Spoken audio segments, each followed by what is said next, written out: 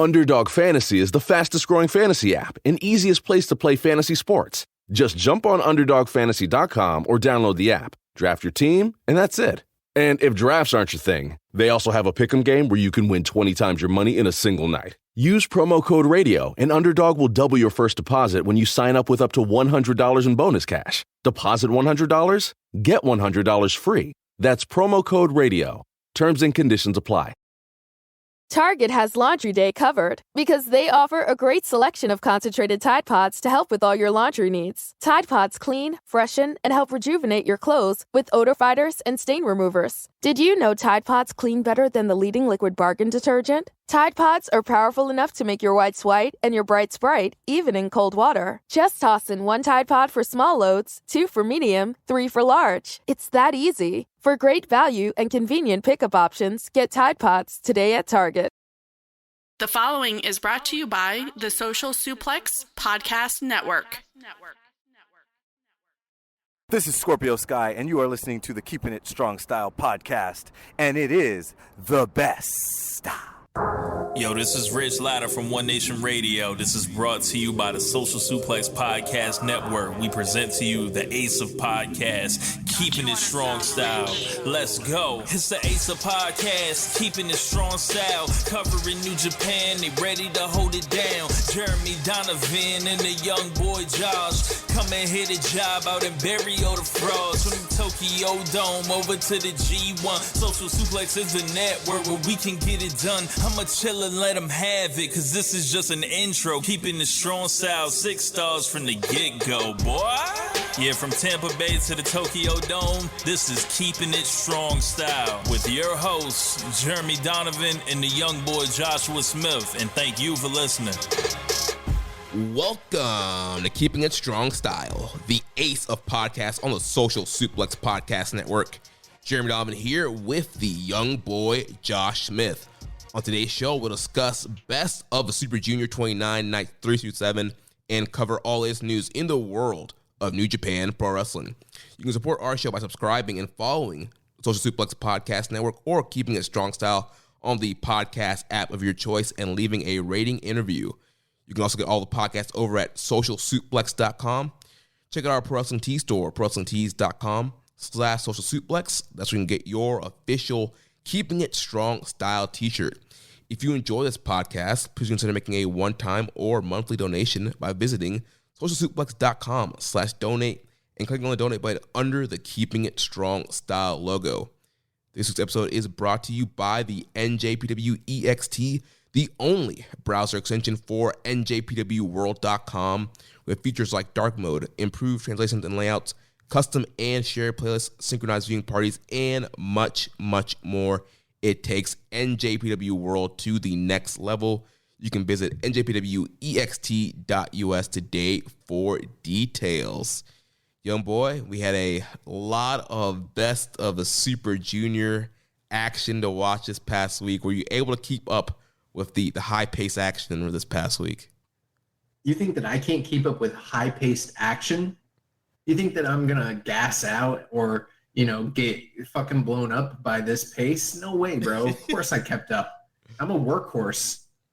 I had no doubt, but I just had to make sure, sometimes even the workhorses, that they get a little tired. They need to make a hot tag. They need some help. Listen, man, I can go 60 minutes. You know what I'm saying? You're a Broadway man. I go Broadway. I go all night long. Oh, man. But no, I'm glad to be on the show. Glad to talk about New Japan with you. I instructed Jeremy this week to say anything to me other than, young boy, how you doing? And I liked that transition. I think we should keep that up. Yeah, it's a little challenge because it's been my go-to now for a while now. It's been, young boy, how you doing?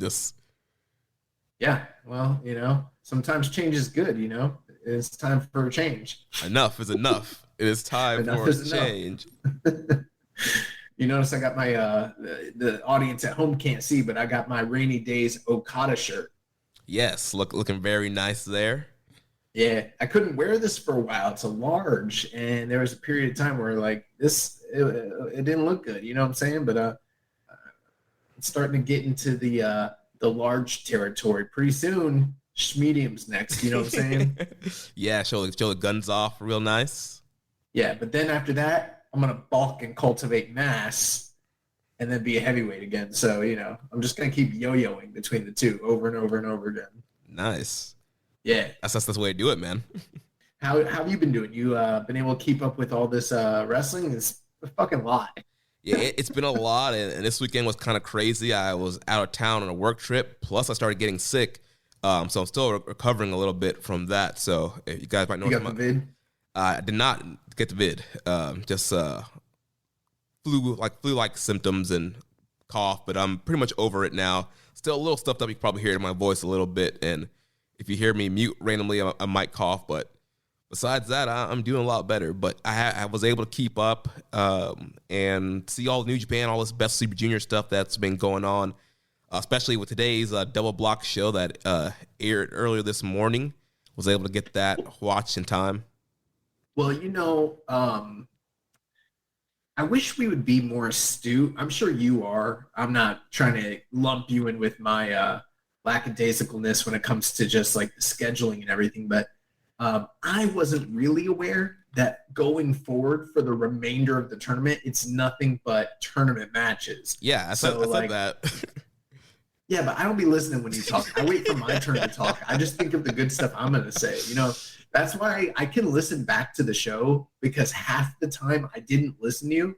So then when I go back, I'm like, damn, Jeremy's got some good points there. I wish I, you know what I'm saying? No, I'm just playing. But for whatever reason, that flew over my head the first time, and now I'm like good thing I'm in a place in my life where like I'm not letting the ups and downs of like bipolarism ruin me. I gotta look at this, Jeremy. Let me just show you. You can hear the paper crinkling right here. Look at this thing. This is a schedule, my guy.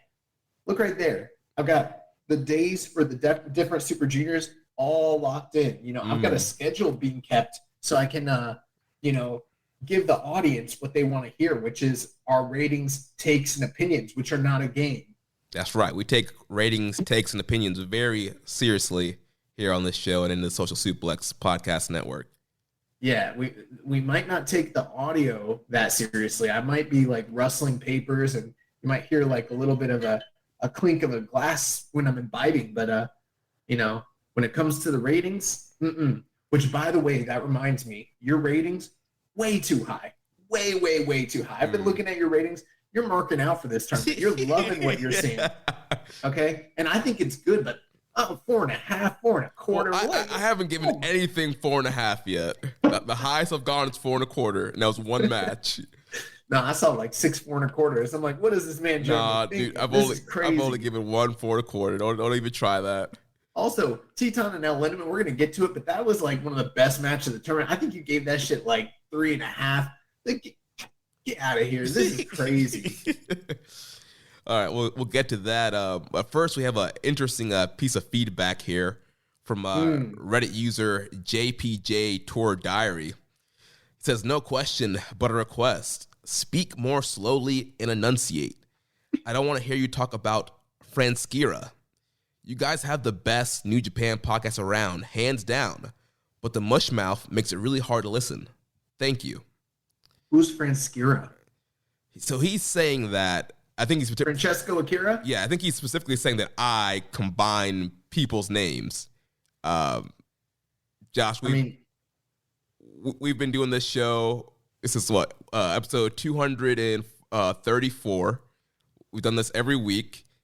Have you had a hard time understanding any wrestler's name that I say to you? No. For him to even call that out is like kind of fucked up. I've never had any complaints about anything that we say on the show. If anything, I'm the one that talks fast and also uses nonsense words that don't actually like apply. I use words incorrectly all the time. So yeah, I mean, sorry, man. I'm glad you like the show, but it is what it is. You're gonna get the raw, the real from us, and we're gonna say what we say. And I don't know what to tell you. Like, if you don't like the way we say Francesco, like from now on, his name's Francesco. So like, don't be surprised if for the remainder of the time he's working in this company, we refer to him as Francesco. So you're welcome. Yeah, that's his new name going forward. And yeah, hopefully you enjoy that for the rest of your listening experience. Yeah. What the fuck? And one last thing before we get started, I just want to do a quick plug. So this week I made an appearance on the Bible is Funny podcast with my buddy Anthony Russo. And I talked about pro wrestling on there. So if you want to figure out how the heck pro wrestling and a comedy Bible podcast work together, check it out. Bible is Funny. It's a good listen. Did you talk about HBK? You know, I did mention HBK, but I did not mention that match of Vince and Shane versus HBK and quote unquote God. You know, while we're on the subject of plugging things, maybe I should, I never did plug. So recently, back on May 7th, I was on Meet the Press Slam here on the Social Suplex Podcast Network with Danny Kugler. So, you know, we did like a little interview. So if you guys want to check that out, that's also available out there. I don't know why I never told anybody about it. We'd be out here doing shit, you know? Yeah, man. Well, let's jump into this Super Junior action here. So first, kind of started off, we have a question here from Rambone Slam Pig.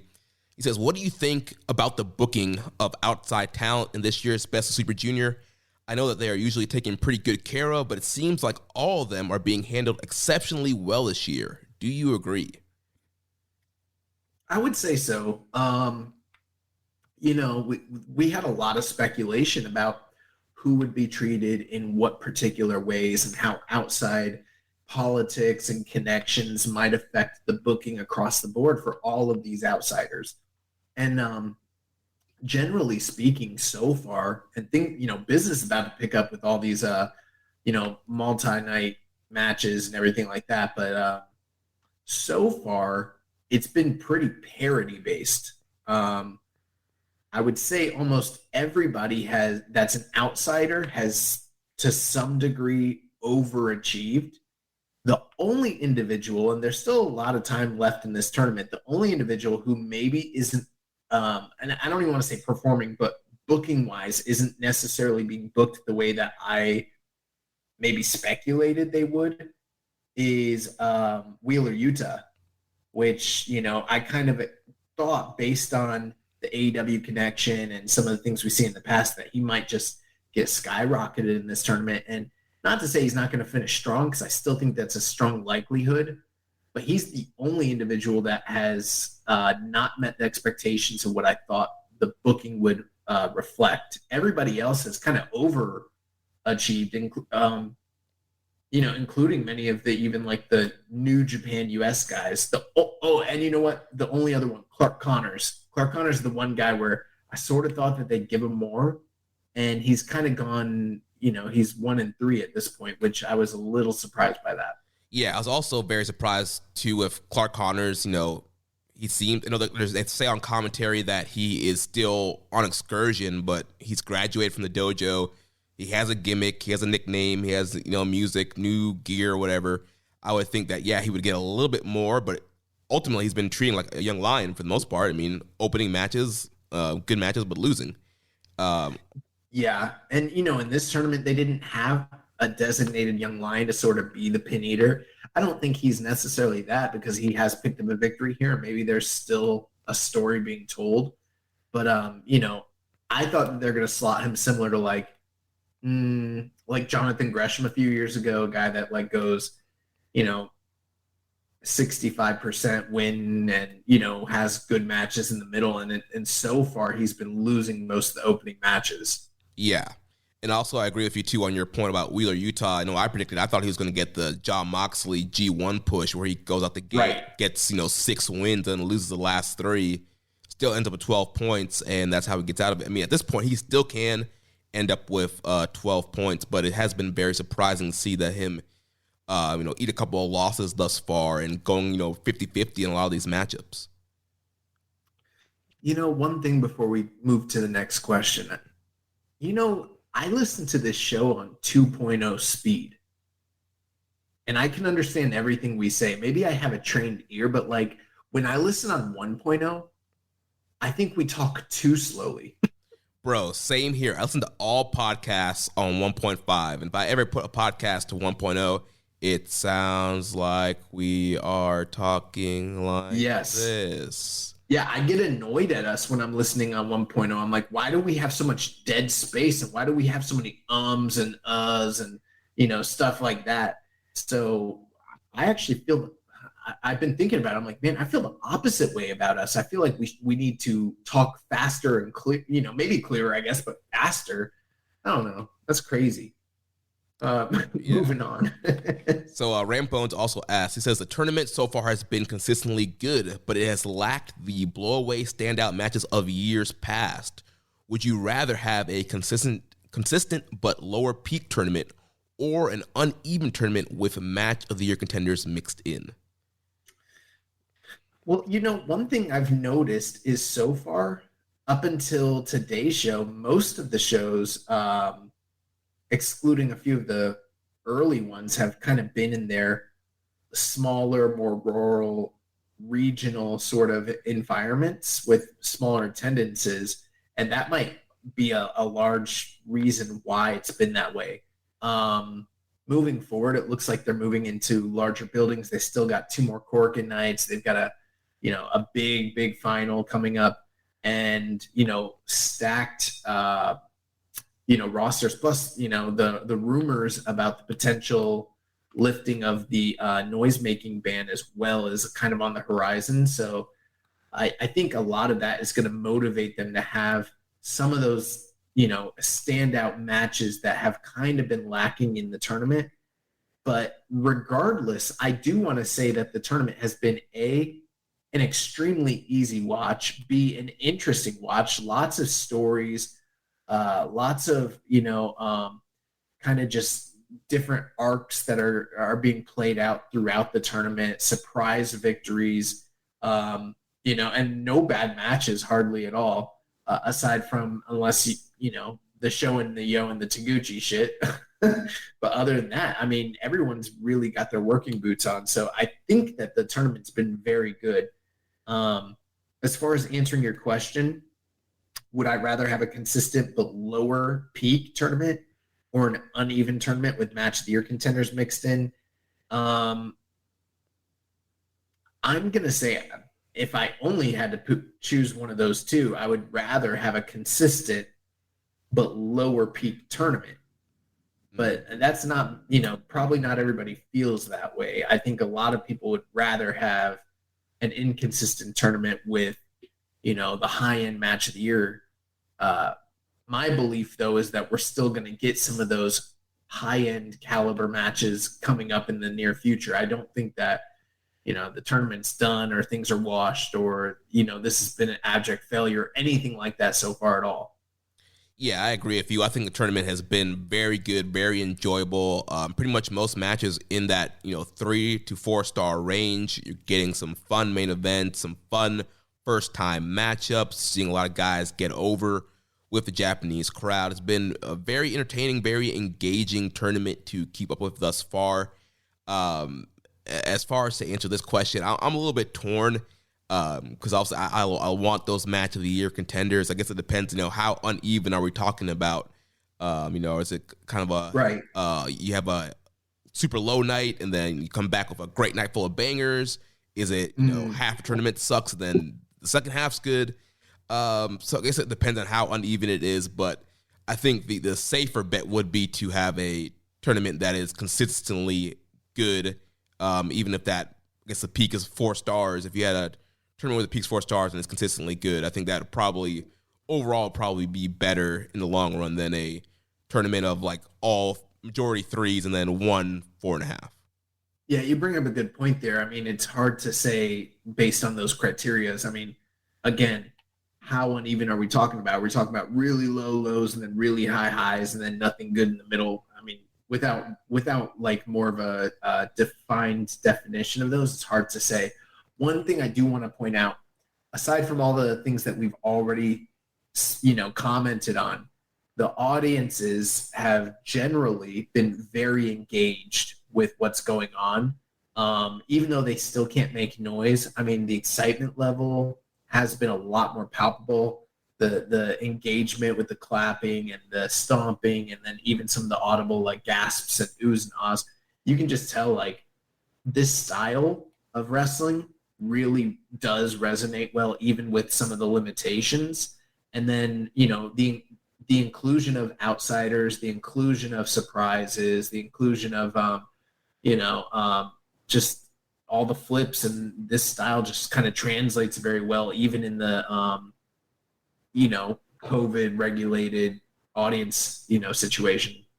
Yeah, crowd has been loving it. There's been a ton of dives, wrestlers falling into fans' laps, and lots of, like you mentioned, a lot of gas. So the crowd's definitely getting into it, and you can tell, like, if there were a lot of cheer, it'd be like old times, and we'd be getting all the crazy cheers and chants, especially in Cork. And today's show would have been super loud. And all the inclusion of first-time matches. That's the other thing I was thinking of there, where they haven't seen a lot of these guys face off before. So, I mean, even that is just very exciting. Yeah. Well, now let's take a look at the rankings. We're going to go over each competitor, kind of talk about what they did through nights 3 through 7. So we'll start with the A block, and we'll start at the top of the block with the IWGP Junior Heavyweight Champion, the Bone Soldier Taiji Ishimori, comes in with 8 points. He is 4-0, undefeated. On night 3, he defeated Taguchi. Night 5, he defeated Alex Zane. And then on today's show, night 7, he defeated Sho.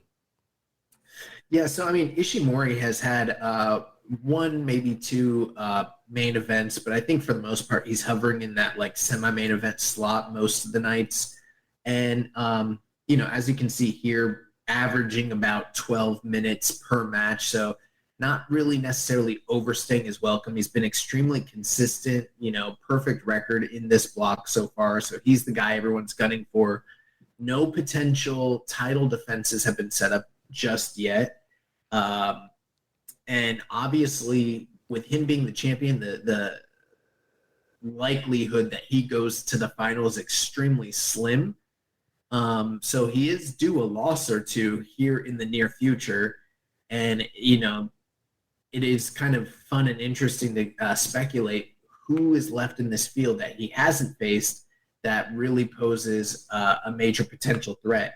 And you look at the names he's beaten, I mean, Taguchi, Zane, Sho, for the most part, those are some of the safer guys that you would assume he would get past anyways. Yeah, and night 1, he beat Yo. Right. Now, out of all those matches, he's, like I said, he's been very consistent. He's been performing really well. I don't think that there's necessarily been too many matches where I'd say go out of your way and watch it. The most notable match was probably the one from today against Sho for a variety of reasons, just because of the storyline implications with the Bullet Club and the House of Torture, and sort of the underhanded tactics that they took against one another, both in this match and the previous night's tag match, and what that might mean for the greater overall Bullet Club Civil War that we've been speculating may or may not come for the last, 2 years. But they definitely weren't, acting friendly in these matches whatsoever. Yeah, it definitely was an interesting dynamics, kind of seeing how they played out. I mean, I thought the match was fine. We had a lot of shenanigans with both guys, and obviously the wrench getting involved, and pretty much Ishimori outsmarting and out-cheating Sho to get the win here. From this stretch, I really liked the Night 5 main event Ishimori had with Alex Zane. Ishimori's whole game plan, this whole tournament, he targets his opponent's arms to set up the bone lock, and that's what he did here to Alex Zane. And for Zane, and we'll talk about him later, but he's done a great job just having to sell a lot in this tournament, and I thought he did a great job selling the arm in this matchup here while still doing his flippy stuff. But Ishimori just kept the work on him, got him to tap out with the bone lock. Yeah, there's also the story that's been ongoing where Taguchi typically upsets Ishimori and has kind of been a thorn in his side, so he got past him as well. I'm kind of with you, the Ishimori thing with Sho, that's very divisive. It really depends on what your tastes are. I saw some people that loved that match, and I saw some people that absolutely detested it. I'm kind of middle of the road. My whole thing was like, because today's show was jam-packed with tons of, singles matches, you kind of wanted different things out of different matches. And I felt like this one delivered as to what you would expect, with 2 rule breakers really going out of their way to cheat and just use every underhanded tactic. The Eddie Guerrero spots I thought were pretty inventive. So even though there was a lot of shenanigans and kind of bullshit, I thought in the context of this feud and this storyline and their alignment within the organization, it made sense. And then, it really was kind of curious, like, was Sho going to use the wrench and beat Ishimori? And ultimately, Ishimori was able to use the belt and, remain spotless going forward. So, and, I don't really like Sho in this tournament, so I was glad Ishimori beat him. Yeah, and, Sho has a kind of a slow start so far in this tournament, and obviously he's probably going to be one of the guys that is going to be still alive towards the end. He's facing Yo on the final night. So you would assume that match would potentially be a, big decision maker who's going to win the A block. But again, yeah, I'm not digging Sho, and I'm glad that he's on the losing end right now. And you're saying he's a grower, not a shower. I mean, I guess so. But yeah, Ishimori, the champ, we knew that he would, be protected being the champ and get a lot of wins. But, 4-0 so far, like you mentioned, at some point he's going to have to eat some losses coming up. He has Hiromu on the final night. So again, that's probably going to be, one of the main factors into who walks out with the A block. And again, Hiromu could win that and maybe lose a tiebreaker, and he still got a title shot. So a lot of interesting scenarios that will happen here with Ishimori being the champ. Definitely. So next up, let's talk about the aforementioned Hiromu Takahashi, who's second place in the block right now with 6 points, 3 wins and 1 loss. On night 3, he was in the main event. He defeated Francesco with Francesco Akira with TJP. On night 5, Hiromu Takahashi defeated Ace Austin. And then on night 7, he lost to Yoshinobu Kanemaru. Yeah, Hiromu is great. We all know how great Hiromu is, and he has maintained his greatness throughout this tournament. I do think he's kind of facilitating a different role, though, here than what we typically see out of him in these tournaments. The past couple of years, again, it's been a single block December tournament with only domestic New Japan stars, nobody else. And he's kind of been like, him and Despy have been like the 2 standout rivals in those tournaments, really kind of vying for the top spot.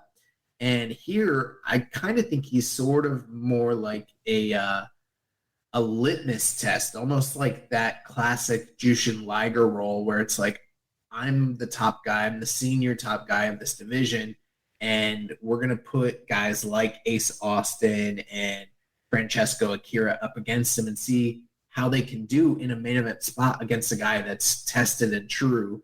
And, if you can't have a great match with Hiromu in a big spot like that, then that's not a good sign for you, right.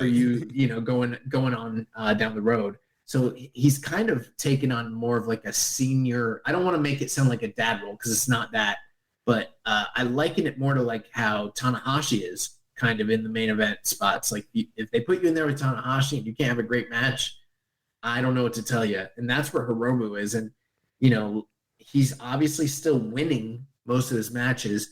The one hiccup was today against Kanemaru, which was interesting because most of these undercard tag matches have really been just, run of the mill. Nothing really stands out, nothing really important that you got to pay attention to. But the previous night's tag match against Suzuki-gun, Kanemaru really attacked that knee, attacked that leg. We've seen him employ this tactic in previous tournaments. I think the most notable occurrence of that was the match he had with Shingo, and Shingo's only Super Juniors a couple years ago. And that was very apropos that Shingo was at ringside during this match doing the commentary and showing his concern for Hiromu. And again, this was on the night where it was all singles matches. So, a lot there's a lot more variety on those kinds of evenings where things are more opened up for possibilities of upsets and surprises. And, the entire match, Kanemaru just used all his like cheating heel tactics to exploit that leg, exploit that knee, attack him on the outside, and then just kind of handicap him. I expected Hiromu to mount like a comeback, and then ultimately that just never happened. Kanemaru put him in the figure 4 leg lock. He stayed in it forever. He kept trying to get out. He couldn't counter it. He couldn't escape. And after a while, he had to tap, and it was like, oh shit. Yeah, that was kind of surprising, but it's like we mentioned in the preview with Kanemaru, he's gonna beat people that you might not expect him to beat because he's just that guy. He's that spoiler, and like we mentioned, he's gonna do the thing where he attacks the guy's knee the night before, so the knee's softened up, and then we've seen in all his matches, it's failed until his Hiromu match where he's targeting the knee, going for the figure 4, he's cheating, he's trying to get the advantage so he can get people to tap out, but his game plan finally worked here on night 7 against Hiromu. Targeted that knee all throughout. Like you mentioned, the previous night in tag match, he attacked the knee also. So yeah, got him, worked the knee all this match, got him in the figure 4 right in the middle of the ring, and there's nothing Hiromu could do. He just had to tap out. Yeah, and Hiromu's been working the longer length matches throughout this tournament. You look at the Francesco Akira match, 17 minutes, and he also worked a pretty lengthy match on the first night as well. So, I mean, he's been having some hard-fought battles. I feel like this match was sort of like a night off for him a little bit. Mm-hmm. And it also puts a chink in his armor, showing he's not this indestructible dynamo that maybe he was when he first came in this tournament, 5 or 6 years ago. He's sort of like the elder statesman now, and he's got a target on his back and also, sort of a handicap now. I wouldn't be surprised if moving forward, at least for – I don't know for the whole tournament, but at least for the next match or two, he ends up selling that leg because it's been damaged and, there it is. There's a big, attack me sign on it. Aside from that match, though, the performances he's had with Ace Austin and Francesco Akira have to be two of the more standout matches of the tournament. People were really loving those particular matches. And like I said, he's sort of this litmus test of can you perform on that level with the top guy in the main event spot? And they both passed with flying colors. I thought both of them did very, very well against him. And we definitely have questions about it. So I'm not alone in feeling that way either. Yeah, I love the match against Francesco Akira from Night 3's main event. I thought they just did. It was an awesome match. I think for me, it's my best match of the tournament thus far. That's the one match I went 4 1/4 on, and that had what we were talking about, man. What the junior division was missing, a lot of high flying. You have Akira out here, doing the Asai moonsault and doing a lot of innovative moves. His fireball neck breaker move that he does, and Hiromu turned it up in that match as well and was doing a lot of high flying. And those guys just went back and forth, and got a lot of gifts of that match of those guys flying all around. It was a high pace, high intense match, and Akira. We'll talk about him, but man, he has so much intensity and fire and charisma. He really gets the crowds into his matchups. And so, like you mentioned, it was a test of, can Francesco Akira, can this guy hang in the main event here? And I think he passed with flying colors, and I think definitely, he's going to be a great fit in this junior division moving forward.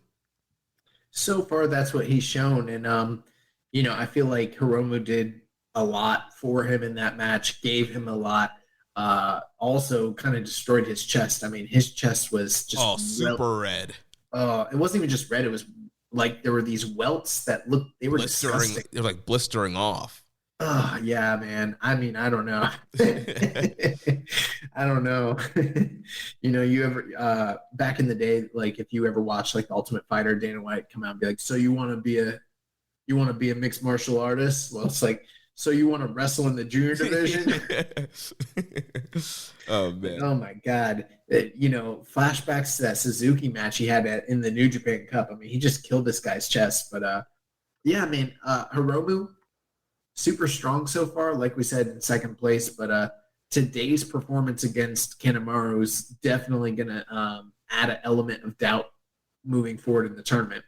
Yeah, another interesting thing here, like we mentioned on Night 5, he defeated Ace Austin, who is the current X Division champion. That's right. Scott D'Amore has come out on Twitter and has invited Hiromu to Impact to challenge for the X Division Championship. And we did have a question here from @MarkNado1990. Says Ace Austin has promised Hiromu an X Division title shot after the match. Do you think he or another domestic talent would travel over to Impact if they beat Ace, or could it be at Dominion? Maybe they could fill a slot in the Ultimate X match at Slammiversary. I really wouldn't be a fan of them bringing in Hiromu to be a participant in the Ultimate X match. Not that doesn't sound cool from like a Fire Pro standpoint, but I mean, he's a pretty big star, and I just feel like there's more money that you can make putting him in a singles situation for the title as opposed to just another body filling up a spot in a multi-man match. But, we had heard rumors that potentially they might defend that title at Dominion. Now, granted, it looks like based on the backstage comments and what we've seen on social media that if Hiromu is the guy to challenge for the title, it's going to be in the States and in Impact. And there might be a trade-off there, and that would be really cool because I don't think I know for a fact we've never seen Hiromu in TNA before, but I still won't be surprised if ultimately we end up with the X Division title match at Dominion with somebody else. Yeah, it makes a ton of sense because Dominion is going to be right a week after the finals. I'm sure Ace Austin will still be in Japan, so you might as well, instead of lumping him in a multi-man matchup on that card, do a special X Division attraction match on that Dominion, make that Dominion card feel special. Yeah, I mean, there could also be a run-in between, I'm just speculating here, but they're kind of setting up a match in the States, and I'm not doubting that doesn't happen, but what if Hiromu and him don't end up in the finals, right? And on the final night, they end up on opposite sides of each other from a tag match. They have a really heated, fiery, exchange, and one of them beats the other one in the tag match, and then after the match one of them lays down the gauntlet. It's let's not wait for America, let's do it next week at Osaka Joe Hall. And then Hiromu beats him for the title, and then he has an impetus to go back to America with the belt and have the return match. That makes a ton of sense. Very much Fujinami versus Ric Flair in 1991. Yeah. So I wouldn't be surprised if they do that. Yeah, and that would be cool. Mixing things up a little bit there. We have some other questions here about Hiromu. @Ben Kosminski says, do you think Hiromu is checked out of being in the junior division? I've been expecting bangers from him, but seems like he's mailing it in so far. LOL. Some people might speculate and say that Hiromu is checked out, quote unquote. I got to tell you, my opinion, I think he's been compromised physically for the last 2 years, ever since he came back from the neck surgery and then came back from the torn bicep or from the torn pec. And did he have any other injuries recently that I'm missing there during that time period? Because I feel like he was out multiple times. Yeah, he was out a lot. I think those are the two major ones. Yeah, after he came back from the neck injury, he was still phenomenal. But after he tore the pec, things have been different. And I'm not saying he can't, when called upon and needed, go out there and have a great match. But a lot of it's less physical than it was in the past, or at least it's less high risk, high impact based offense and type of, he doesn't do that stuff as much, even though they still try to cover it up by having his one or two major spots that he's still able to go out there and do. I mean, this is not the same guy he was when he first jumped on the scene back in 2016 or whatever. There's a lot more psychology. There's a lot more physicality and hard strikes mixed into his matches. And I'm not dogging the guy for that. It makes all the sense in the world. He claimed that he was not going to change his style, but if you pay attention, if you've been watching him for a long time, you already know he did essentially change his style quite a bit. And I think he's needed to do that because of the toll that it's taken on his body over the years. And, am I going to, basically bury Hiromu because he's not going out there and having 4+ star matches every night during the tournament, even though he's done that 3 or 4 times in the past? Yeah. No, I'm not going to. Is he still probably like the top performer in his block right now? Yeah, possibly, probably. And like, do I think that when called upon, he can go out there and like put on an amazing top tier performance? Yeah, we've already seen him do that multiple times in the past few years. So I don't think it's so much that he's checked out as much as it's bodily preservation and prolonging his career. I don't see the need for him to go out there and murder himself the way Doki does when he's already an established guy in the tournament, and he's still probably having the match of the night most nights anyways. Right. In Doki's case, he has something to prove. He's trying to elevate himself, get up the card, and get up to Hiromu's spot, where Hiromu, he's a top guy. He doesn't have to kill himself to get over. He's already over. He's the biggest star in the division, so he doesn't need to go out there and do senton bombs off the apron to the floor every night to have a great match. Like you mentioned, he's adapted his style. He's doing more strike-based stuff, and it's working. Yes, we're not getting maybe the Hiromu Dragon Lee or Hiromu Ospreys every night, but like you mentioned, he's still having the best matches in the A block. He's like the top performer in the block right now, and I think he's doing good. Like I mentioned, I love the Akira match. The Ace Austin match was very, very good. So Hiromu, he's doing good, and I think he can still have those bangers when it's time. And we did have a similar question from MJ Does PR saying Hiromu's safer style is in full effect, especially Super Juniors, and he's still having good matches, but he's still able to have the classics he used to put on. And I think, yes, he still can have those classics. I think when it comes to the bigger stages with the right opponent, he will have the classics.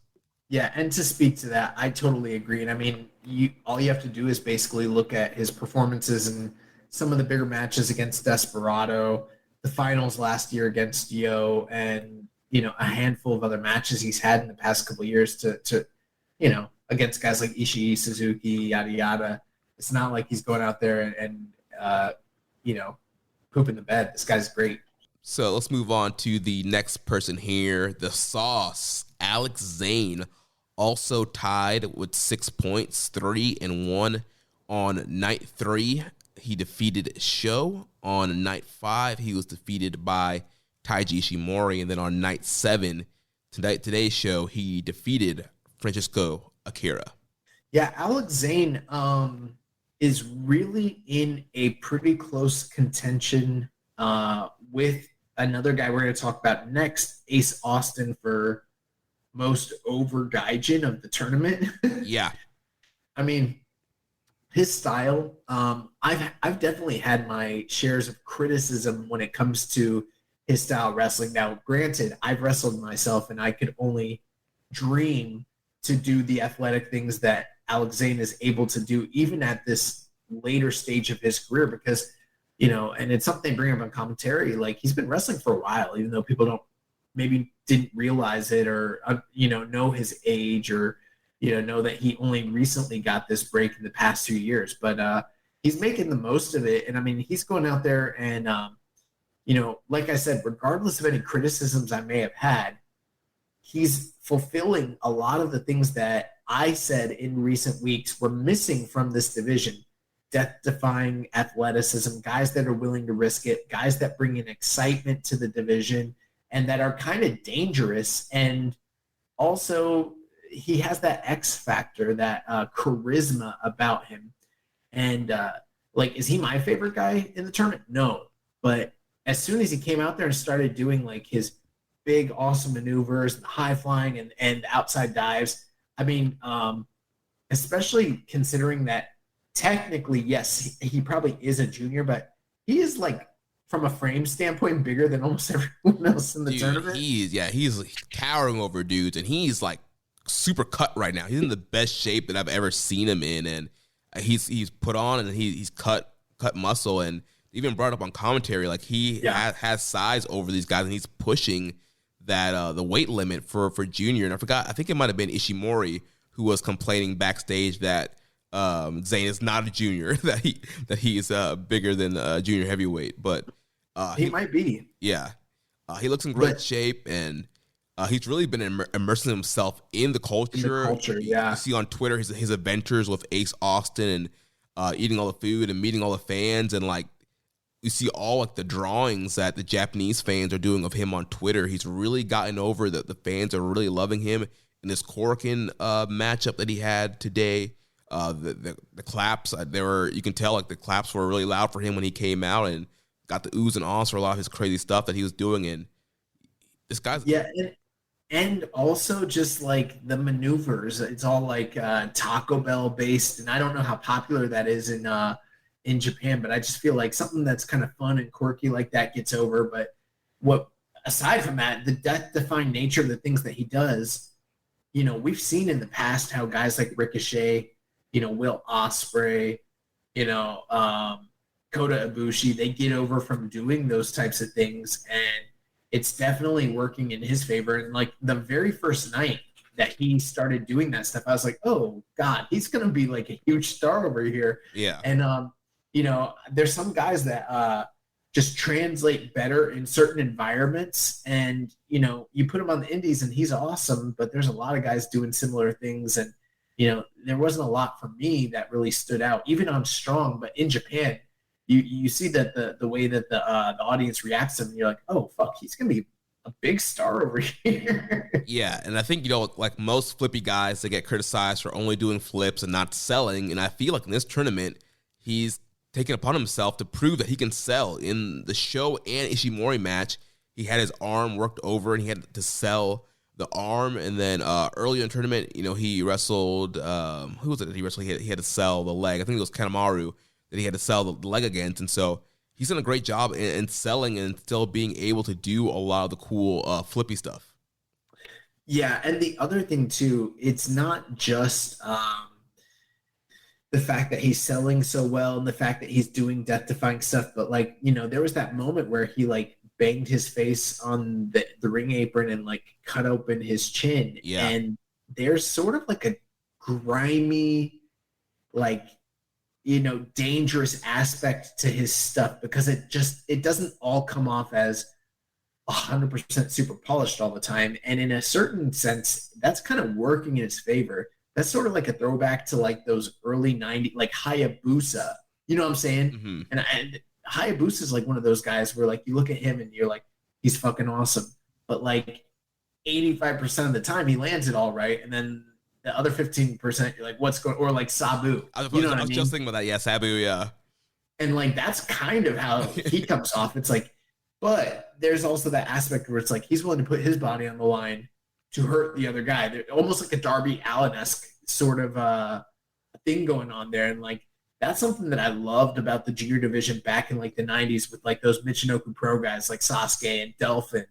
And he's not that far off from being like in that same sort of vein, as crazy as that sounds. So yeah, and I think his look, I think the red, all of it, it's working. He needs to just keep going. Like, who knows, man? He might fucking get himself into a junior title like spot here next year. So yeah, he might have earned himself a contract. Yeah, you know, and you know, we talked about his frame. Like, would you be surprised if in a year or two he ends up in a G1 and he's a heavyweight and he's wrestling in the Never division or something like that? Like, not at all. I can definitely see him doing that. Yeah, this is a success story so far. Yeah. So also tied with Zane and Hiromu, Zane's traveling buddy, the ex. One thing I want to say too, I'm sorry. Go ahead. He beat Francesco Akira today, which surprised me. Yeah, that did surprise me also. Akira, we'll talk about him. He's down. He's 1-3, but, you know, being the United Empire, he got the big, you know, promo videos and the big entrance. He's not doing so hot so far. And I thought, you know, Ace Austin's a guy that they could have him beat and catch up, but maybe they're seeing how over Zane is getting. Yeah, and that's one thing I'm wondering is if, not that they don't book out the tournament, but I'm wondering if they're calling any sort of audibles, because that was something early in the episode someone asked us, you know, they're handling a lot of these outside guys very well, and I'm like, maybe they're rewarding those who are getting over to a certain extent and giving them victories in certain places based on, you know, the reception they're getting from the crowds, you know? Yeah. So Ace Austin, the X Division champion, also tied up here with 6 points, 3 wins, and 1 loss. On night 3, he defeated Kanemaru. On night 5, we mentioned he lost to Hiromu. And then on today's show, he defeated Yo. Yeah, so I mean, Ace Austin is a guy that like I've seen quite a bit of, but I've never been a huge fan. Like and again, I've had criticisms of him different than the ones I've had from Alex Zane, where I've always thought Alex Zane was, you know, a little less than professional, a little shindy. You know what I mean? Yeah. Ace Austin has always been immaculate in his performance. You know what I mean? This is a guy that like just kills it. But what has kind of been eluding from, or, you know, missing is sort of like, I've never bought into his charisma. There's some people that love the gimmick and stuff, and I've always just thought it was kind of like minor league-ish. Yeah. And his look, I've never really loved the Gambit cosplay necessarily. And I don't think he's an uber strong promo. I think he's a good promo, but his voice is kind of grating. And he's also a guy that's very, very talented, but I felt like was performing below his station. You look at, and I don't think I'm alone in that. You look at his cage match ratings, and I mean, the amount of truly great matches that he has on record don't really match the level of talent that he clearly has. But, you know, you take a certain guy, sometimes you take a guy, you put him in a different setting, a different atmosphere, give him a different motivation, and things just click. And I never expected to get out of Ace Austin what we've been getting out of him in this tournament. And it makes me feel like I need to eat all my words because, you know, he's really getting over. They were talking on commentary about how, like, he had the longest line of anybody in Corkin for autographs prior to the show. And I even kind of wondered, like, the whole thing with the laminated card and cutting, like, was that getting over? Because the people can't audibly speak when it happens. So, you know, he's not, I'm like, is this too small time for, like, a big major promotion like New Japan? Is that something that's going to translate well when he's wrestling, like, let's say, hypothetically, in Osaka Joe Hall or something like that? But he's really connecting. And, I mean, I don't know if maybe part of it is that he has a greater selection of talent to really showcase himself with.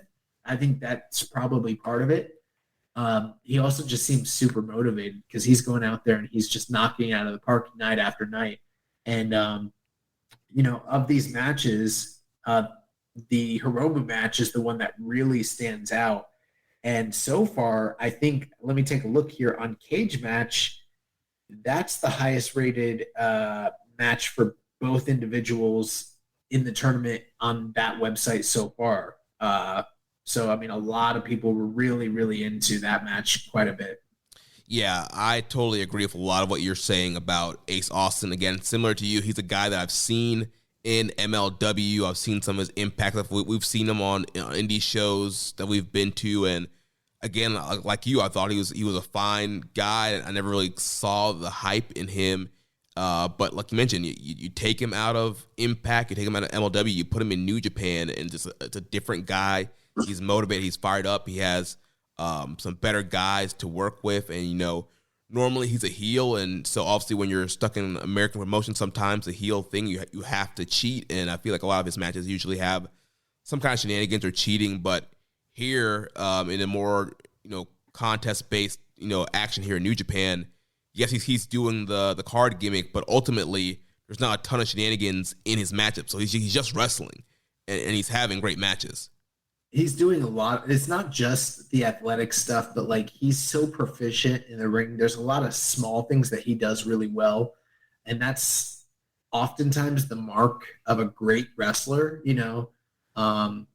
In different styles, but, like, when I was training in wrestling, we would study Dean Malenko, and there's little things that he did that kind of differentiated him from others.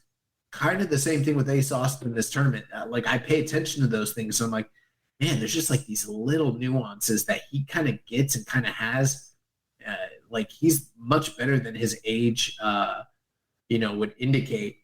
Also, he beat Yo today, which I was surprised about just based on the point totals. I sort of thought that he was a guy that maybe Yo could get past. He beat him pretty definitively in like 7 minutes. So he's getting very strong booking as the X Division champion, which kind of speaks to the strength and relationship between New Japan and Impact. And I really think that both companies are trying to utilize this tournament to bridge the gap between them, but also really showcase him as a top tier talent and, maybe revitalize that X Division just in general, or even maybe launch him to the, being in the world title contention when he returns from this tournament. Who knows? Yeah, this tournament's doing a lot of work for him. It's definitely elevating his stock. And yeah, I definitely want to see more of him in New Japan. Like you mentioned, him being over with the lines. And up in the crowd today, there were so many Ace Austin signs and shirts and posters. So he's getting over just like Zane. These guys are immersed in the culture. The fans are doing all kind of drawings of these guys on Twitter and really getting behind these guys. So he's doing a lot of great stuff, and I wouldn't be surprised, again, if he's another guy that earns a contract or they bring back more. Now, one thing to speak to that before we move on, he has been pretty vocal about not having Impact slander or people speaking out about him jumping ship and things like that. So he's definitely playing like company man, which is admirable. But I think long term, anybody with a brain realizes, seeing this guy, that the future for him is pretty bright, and that means moving to some sort of next tier major promotion, whether that be a WWE or an Impact, or an AEW or a New Japan Pro Wrestling. It's probably going to be one of those three destinations for him. And, I wouldn't be surprised if we do see him work with New Japan more in the future, either way. Yeah. So moving on, next guy we have here is Yo, who's at 4 points, 2 wins, 2 losses. On night 3, he defeated the Wild Rhino Clark Connors. On night 5, he defeated Yoshinobu Kanemaru. And like we just mentioned, on night 7, he lost to Ace Austin. Yeah, so Yo, started off with a loss, and we were kind of wondering, like, what is the story here? Are they going to try and replicate the losing streak that he went on last year? And maybe to some degree they're doing something similar, but not quite exactly the same thing. But he did pick up that win on night 3 against Clark Connors and then defeated Kanemaru. So it was like, okay, he's sort of rebounding. And I thought Ace Austin was a guy that he would either be more competitive with or potentially even get past, especially considering the fact that he is a tournament runner-up from last year, But something that Kevin Kelly has pointed out on commentary, guys like Yo, guys like Wato, it's not that they have declined necessarily, but the fields this year compared to the last couple of years are much deeper. And so the booking has kind of indicated that. You see guys who have done really well in the past who are struggling a bit more than they had when they were in a single block with only just 9 other guys. So that's a big part of the story here. As far as like Yo, his performances, he's not having bad matches. And I wouldn't even say he's some of the complaints I had last year where it was like, he's just wacky roll-up guy. He has that direct drive, and that's been a big part of the matches. So even that aspect is kind of taken care of. Where most of the complaint I have about Yo is that his character it's just lacking. Dude, it's bland. This man comes out here in the all white. I don't know what the heck he was wearing today with all those sleeves. He had like this crazy like long sleeve thing on today. Was it just during the entrance? Because I was to save time, I was fast forwarding through those. Yeah, it's just through the entrance. Okay. Yeah, and so this guy comes out here like with the wackest gear, plain gear. Like we mentioned, no emotion on his face. Like it's almost like he's like the real like Tranquilo one. Like he comes out there, doesn't care, like no like emotion or anything. Like it's just hard to really invest or get into his matchups because like you mentioned, yes, he's a very good wrestler. He's having technically good wrestling matchups, but there's just no excitement to want to see him win or succeed in this tournament. Like he's supposed to be one of the top guys. He was in the finals last year. Yeah. I feel like that should have elevated him to a higher status, and he should have been coming in here with a little bit more fire from that push last year. But essentially, he's pretty much where he's always been. It's kind of the middle of the road, right? Kind of bland, maybe he'll win, maybe he'll not win. And I guess can't get into that. Yeah, I mean, I think you said it perfectly. I mean, there's not much more I can add to that. I mean, there's no investment into what he's doing because even though the matches are fine, keep in mind he's not really main eventing a lot of matches. There really isn't anything of note. I mean, whatsoever. I mean, you look at these 3 matches, aside from just the finishes themselves, there's nothing really extra to discuss there. There's nothing to unpack there. It's just very cut and dry. And it's like he's winning, he's losing. I don't really know what the direction is. I don't have any investment towards it. I don't think very many people do other than those who are like his ride or dies. And, maybe we'll be all surprised. Maybe we'll have to eat our words at the end of this. And there is a prolonged story. There's still a lot of tournament, and that show match on the final night is always looming. But as of right now, I've got very little use for Yo in this tournament, to be honest with you. Same here. To me, he's a jag. He's just a guy filling a spot. Yeah. It's interesting that I'm not the guy who's doing the deep bearing on Yo right now. That's a change of pace. It's Jeremy this time. He's the bad guy. I'm sorry. I just can't with this guy right now, man. Like, Yo, like get Tiger Mask back in here. Like, come on. You know what? I would love for Tiger Mask to be in this tournament. Like, that's what I'm saying. Grumpy Tiger Mask, like having to beat up like Ace Austin. Like, come on. Bring Shingo back. Seriously, yeah. Shingo can cut some LBs and hop back in here. All right. Let's look at the next guy here. Ryusuke Taguchi, one half of the IWGP Junior Tag Team Champions. He's at 2 points, 1-3. Night 3, he lost to Ishimori. Night 5, he defeated Francesco Akira. And then on night 7, he lost to Clark Connors. And with Taguchi, his whole thing, like we mentioned last week, he promised no butt stuff. He was going to be serious, and that went out the window. Night 1, there was butt stuff, and there's been a lot of butt stuff throughout this whole tournament. Lots of hip attacks, a lot of shenanigans. Yeah, Taguchi's another guy I don't have very much use for. I mean, in years past, it would always be me on this show basically looking at history, looking at his performances and saying, don't count out Taguchi. He's going to be in play at the end. He's going to have a high point total. He's going to be a guy threatening for the top spot in his block. He's not going to win the block, but he's going to be a mainstay player. He's going to get a lot of points. And we're going to get 1 to 3 big match Taguchi performances in the tournament. So far, that really hasn't been the case whatsoever. He's on the losing end quite a bit. A lot of comedy. His matches aren't bad necessarily, but his butt humor has never been my type of humor when it comes to watching pro wrestling. If I liked that stuff, I would watch DDT, and I don't watch DDT for that very reason. So he's fine, but I mean, even the Clark Connors match, which was good, I mean, it was a lot of butt comedy from him and Clark, which I got enough of that from Clark when he came out in the pink Daisy Dukes in St. Pete. So it's like, I get it. There's this other side too. You like to have fun, but it's fine. It's Taguchi. You either love him or you hate him. I'm kind of indifferent.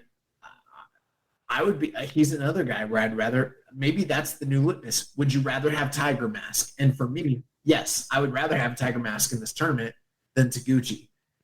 Yeah. Is there a possibility that Taguchi goes out there with somebody at least once during this tournament and has a fire-ass match? Sure. but it hasn't happened yet. And every year he's getting older, and every year he's getting further from his prime, and every year we're getting even the good matches he's having in tournaments are so far away from what he did years ago with Will Ospreay and Shingo and all that, and Kushida.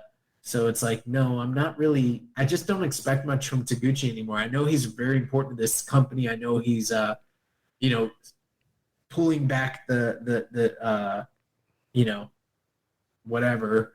Like, I know that he's like a locker room leader and like this no gay dojo guy that everyone looks up to, and he's very important to this division.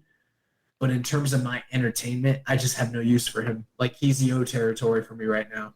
Yeah, I mean, at this point, he's already wrestled Hiromu. He's already wrestled Ishimori. He's already wrestled Francesco Akira. Like, 3 of his like best possible opponents, and they were just wasted. It was nothing. Yeah, it was wasted. So yeah, I'm not expecting much more from him. More butt stuff and shenanigans and haha. So moving on, also tied at 2 points with 1 win and 3 losses is United Empire's Francesco Akira, or Franscara as he's now known on this show. On night 3, he lost to Hiromu Takahashi. On night 5, he lost to Ryusuke Taguchi. And on night 6, he lost to Alex Zane. So, the new junior here of the Empire, like we mentioned, Francesco Akira, going down with 3 losses right here in a row. So, yeah, Francesco Akira losing, the last 3 has been very, very surprising. Now, that's not to say necessarily that that's an indication of how the company sees him as far as, because I heard some people last week after, like, let's say Lindemann lost his initial match to Doki, talking about maybe this is an indication of how the company sees him. And I feel like this podcast, we have a little bit more insight, just kind of realizing like the ebbs and flows with how in the context of a tournament like this and with Gato's booking, especially with this much more time left, it's really hard to determine something like that until you see like a clear trend. Now here with Francesco Akira, like you mentioned earlier on the show, came in with the big surprise entrance with the promo videos and everything like that, and has been set up for a big spot in this tournament, and started off hot, but then has gone 0-3 in the last 3 matches.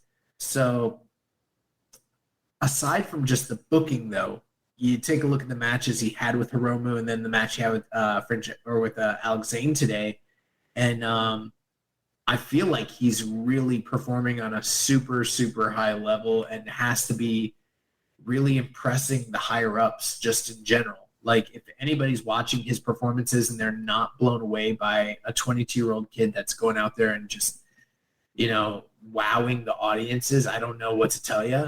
But the same way how when I look at the 4-0 record of Ishimori and I say, okay, well, he's due for a loss or 2 here in the near future, I see the 1-3 record of Francesco and Akira, and I assume based on the hype they brought him in with, his spot in the United Empire, and then finally his performances and reception from the crowd thus far, he's due to go on a run of wins going forward. Now, I think he's one of those guys who's going to be in play at the end, which means he's probably going to win a lot more of his matches moving forward, because if he loses anything else, I think at this point in this tournament, 4 losses is his death knell. Like, right, yeah.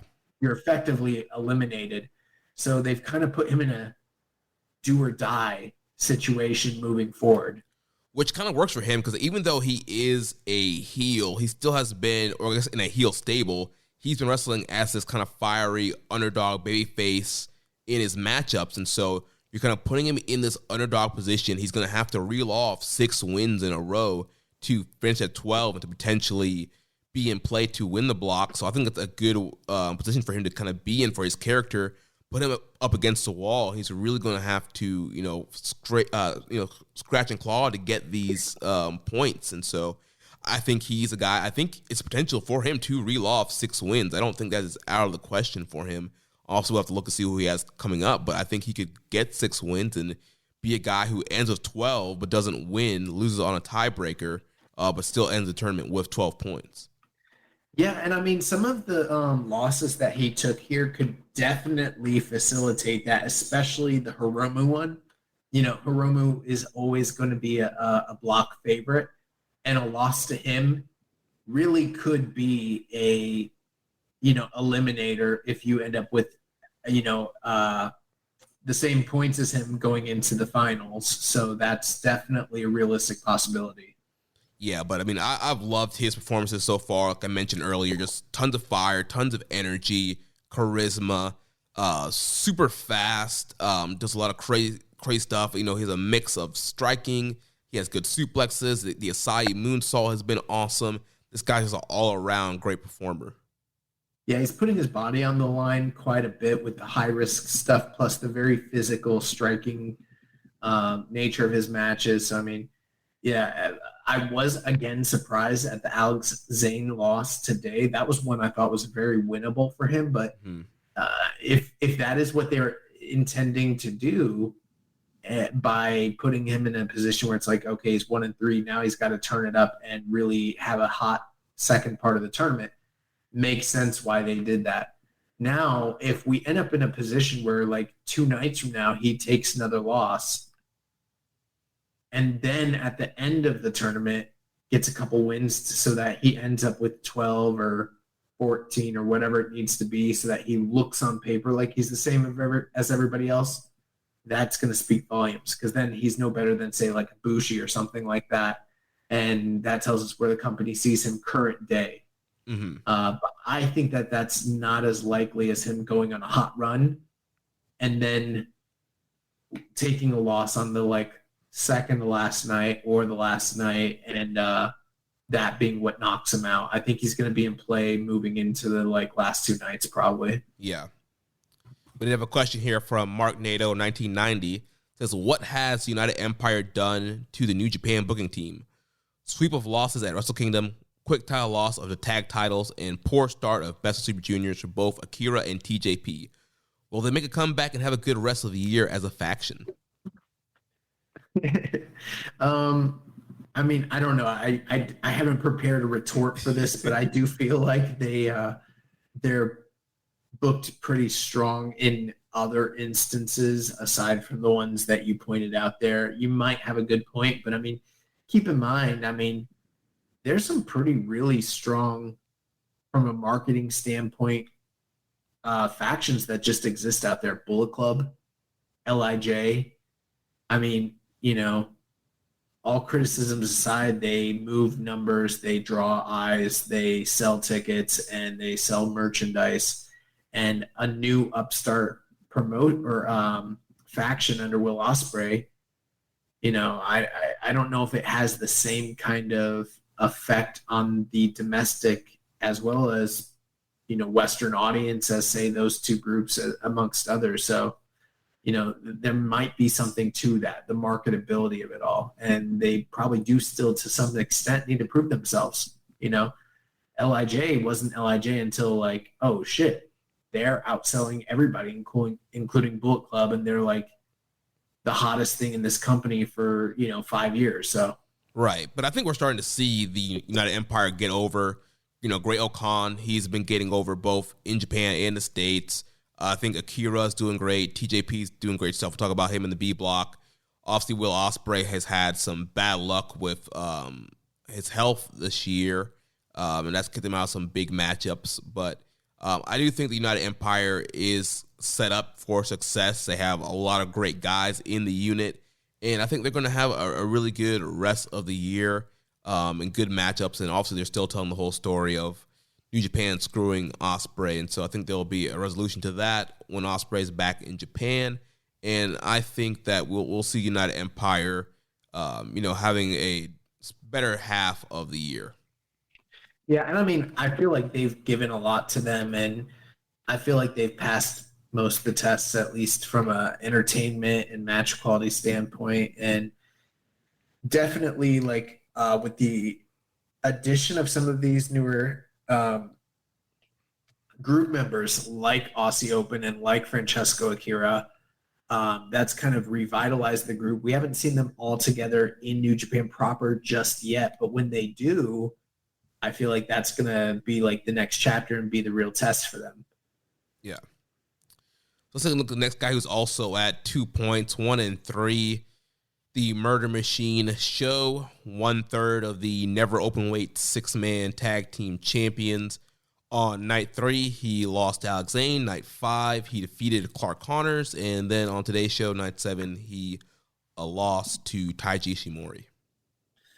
Yeah, Alex Zane defeating Show was definitely a big surprise, and maybe another indication of what I talked about earlier, where maybe some of these booking decisions are being done because of the response by the audience, or someone in the booking committee, like, I don't know, like Dick Togo just fucking loves Alex Zane. You know what I mean? Yeah. Like, I don't know. But, Show beating Clark Connors, that was his first win in the tournament. Like, he was 0-2 going into that match, which was a big surprise. And then he dropped a loss to Ishimori. So he's 1-3.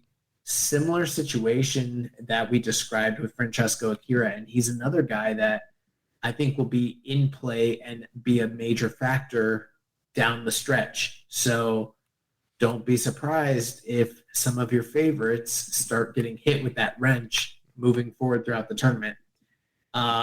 Aside from that, I will say for me, Show he's another guy in this block that I have very little use for. As much as I might have enjoyed aspects of the Ishimori Show match just because of in a vacuum what it was, overall, Show's a guy and granted, one of my favorite juniors pre House of Torture, but I just have no use for him. Like, I'm not into this. His matches are just full of gaga and bullshit, and I don't imagine that the rest of the tournament is going to be any different. Yeah, it's just so dumb. Especially look at the Clark Connors match where he's dragging him all the way out into the crowd by the wall and throwing him against the wall, hitting him with a chair, and all right, so he gets hit with a chair and he's supposed to, you're going to count him out. Like, there's just so much stuff with his matches where it's so one-sided and the cheating just doesn't make a ton of sense. It makes the officials look dumb and like they're kind of in House of Torture's pocket. And so, I don't know.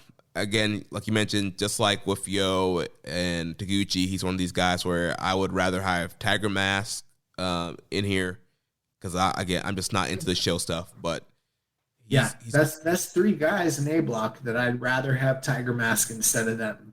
Yeah.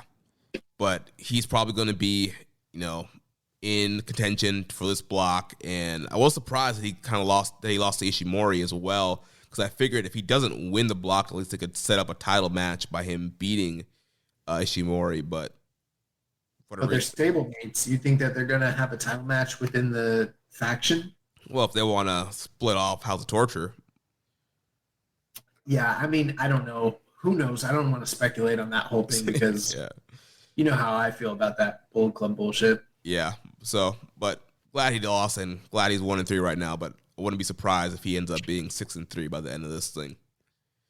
So next guy, Wild Rhino Clark Connors, also with 2 points. On night 3, he lost to Yo. Night 5, he lost to Show.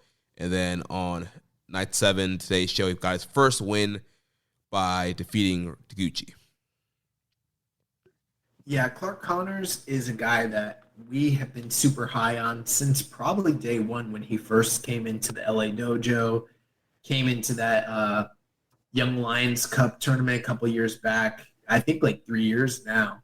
And all along the way, we've just been big supporters and big fans of his. And I really loved the promo that he cut during the press conference prior to this tournament, talking about how he was big game hunting and he was going to run through each guy one by one. And, basically the fact that he wasn't in any of the main events, he was going to embarrass, the New Japan matchmakers for treating him that way.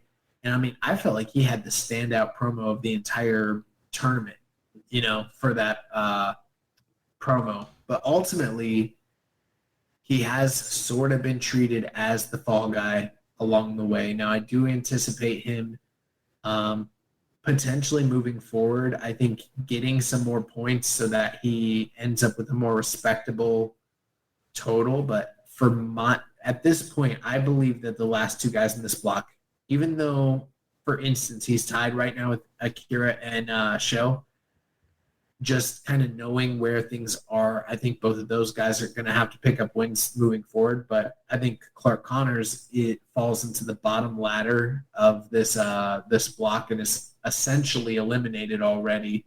It's going to be one more loss, and I can't imagine in the next 6 matches that he doesn't pick up another loss. So I think he is pretty much done, and his story moving forward is going to be one where, like, he's going to be upsetting other people. He's going to be trying to maybe go out there and have show-stealing performances.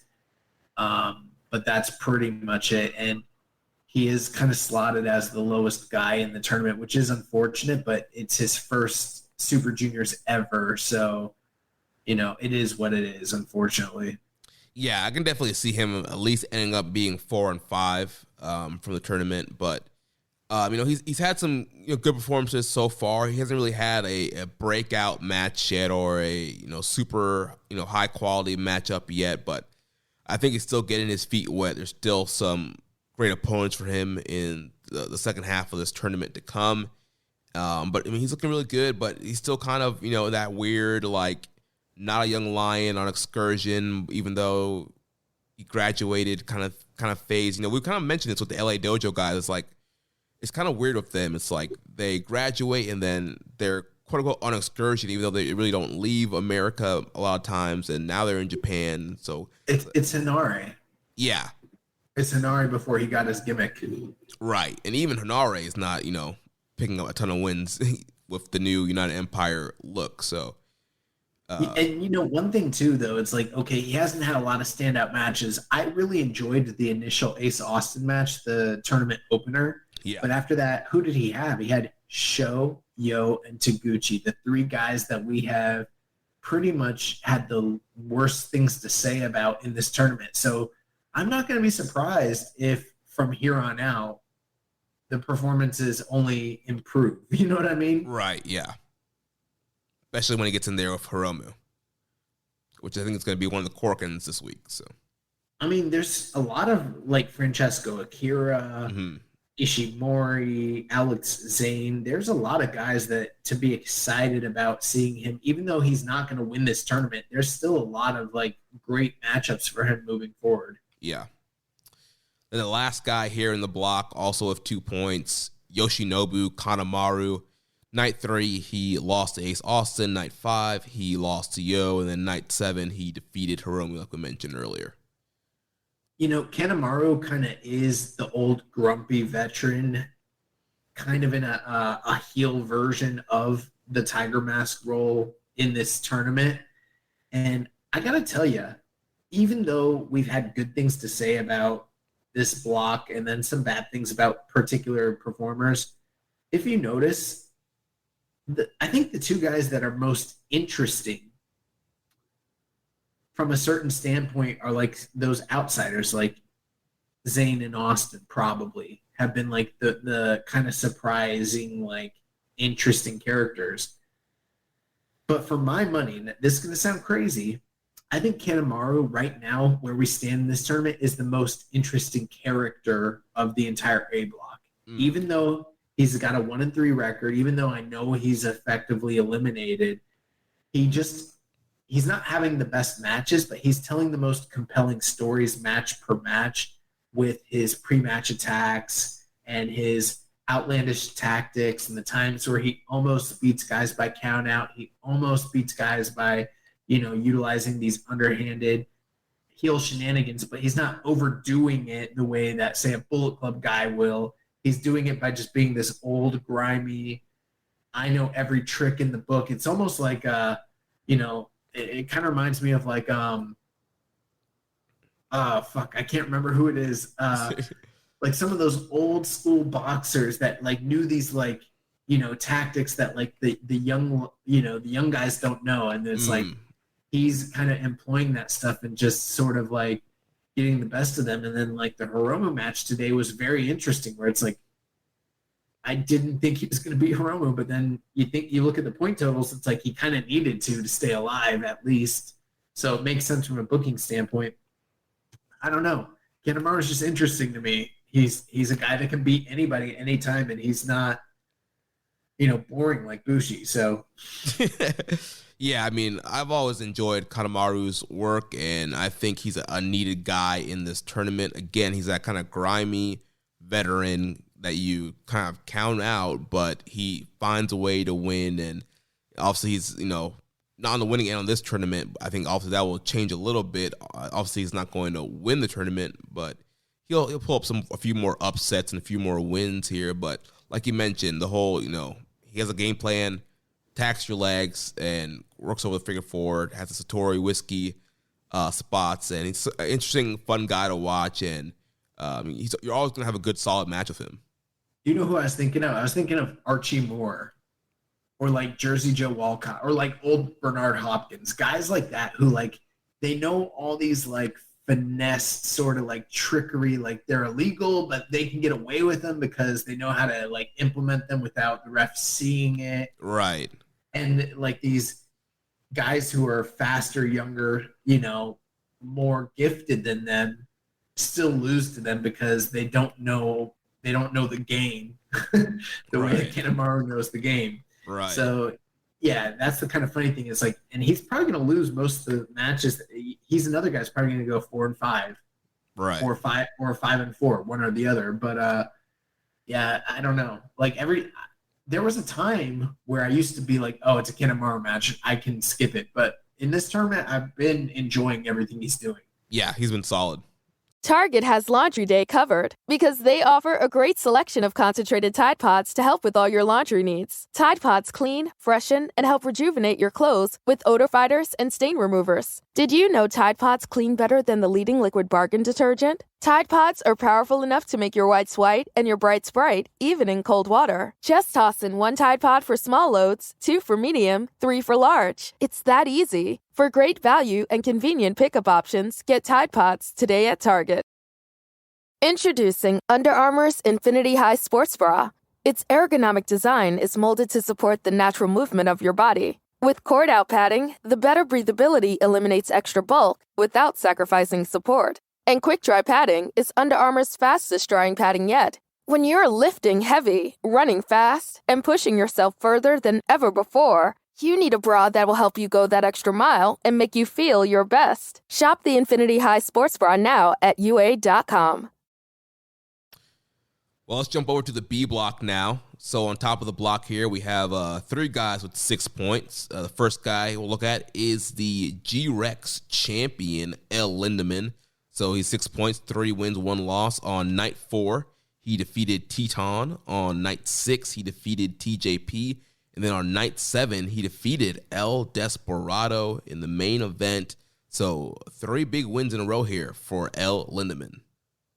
Yeah, and I mean, he started off the tournament, like we mentioned earlier, with that loss to Doki, and a lot of people were, I think a lot, because it was still obviously so early in the tournament, but I think a lot of analysts and podcasts and reviewers and just voices that were out there were like, oh my God, Doki beat El Lindemann? That's egregious. And and we're like, man, this really tells us a lot about how New Japan, maybe this New Japan putting GLEAT in their place, quote unquote, you know what I mean? Yeah.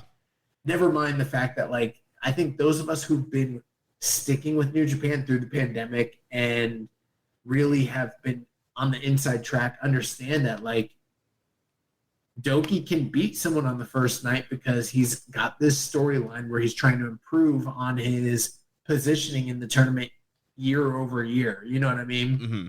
So that wasn't, I mean, yes, it was surprising to me, but I didn't think that was an indication of how the company felt about El Lindemann. And I feel like we've been vindicated about the way we felt on that last week, because look at where he is now. I mean, he beat Teton, he beat TJP, he beat Desperado.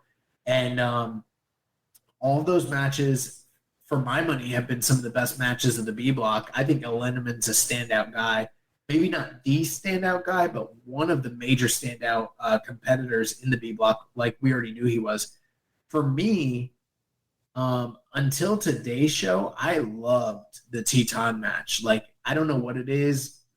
The cage match users don't agree with me. The grapple users don't agree with me. But for a long period, I thought Lindemann versus Teton was the match of the tournament. Like, and you know what's funny? Joe and Rich over in VOW, they said the same thing on their show. They love that match too. So I'm not crazy. It wasn't just me, but I loved him and Teton. Like, it really stood out to me as like a highly recommended match of the tournament. And then him and TJP had a clinic. And then obviously Lindemann versus Desperado, something we've been talking about since January of this year. And him coming into the tournament, like, that was a huge, huge money match. And I think they were wise to do that as the main event of today's Cork and Hall show. And you could tell, like, the tension was palpable all throughout that building. Like, I think the reason that they had the largest attendance, post-pandemic for a New Japan show in Cork, and a lot of it, not just because they lifted restrictions, but I think a lot of it was built off the back of Lindemann versus Desperado. And I feel like they went out there and they fucking killed it. That match was awesome. I thought it was match of the night on what was possibly a show of the year contender, quite frankly, just because of how awesome the show was, top to bottom. And yeah, Lindemann sitting at the top of the block. He's a guy that I told you was like my guy for the block as far as excitement, and he's awesome. Yeah, man, Lindemann can do so much. Like, he can do the power stuff and with the suplexes and the throws and the snap Germans and snap dragons and tiger suplexes. He can do the high flying. He's big tope con hilos. And this guy's just so fast and so intense. He's awesome. And yeah, the main event today against Desperado was an awesome main event. I thought a great showcase for Lindemann. And to me, he kind of ate Despy up. Like, he was on Despy's back that whole match and wasn't really giving Despy room to breathe, and really made a name for himself. And you heard the crowd kind of gasp and in shock that he actually defeated Desperado there at the end. And so that was a big win for him. And like you mentioned, something that has been teased and been built for a while now. And so it's kind of cool to see him get the win. So now he's positioned on top of the block. He's still the G-Rex champ. He defended the title successfully. And yeah, and I heard that match with Shigeru Iri, which that match happened during this tournament. So on one of the off nights, he literally defended the title against a stablemate. That match is supposed to be out of this world. It's got 9.09 on Cage Match. So, this guy's putting in work overtime. Yeah. So having it's an awesome tournament thus far. Like, all of his matches are like 3.5 or above, and he's just killing it. Right now, today's main event is the second highest rated match of the tournament on Cage Match. And for most of the day, that match didn't have ratings. So you know how those things go. This might still go up. It might go down a little bit before it's all said and done. But yeah, people loving that match, from the initial ratings that we're seeing right now. Yeah. So the next guy tied up with 6 points is El Desperado. So on night 4, Desperado, he defeated TJP. On night 6, he defeated Wheeler, Utah. And then on night 7, he, like we just mentioned, he lost to Lindemann. Yes. So who did you say he faced on night 6? Wheeler, Utah. Okay. So as of right now, that Wheeler, Utah match is the highest rated match of the tournament on Cage Match. Going into today's match, he was undefeated, perfect, unblemished record, and then obviously he lost to El Lindemann.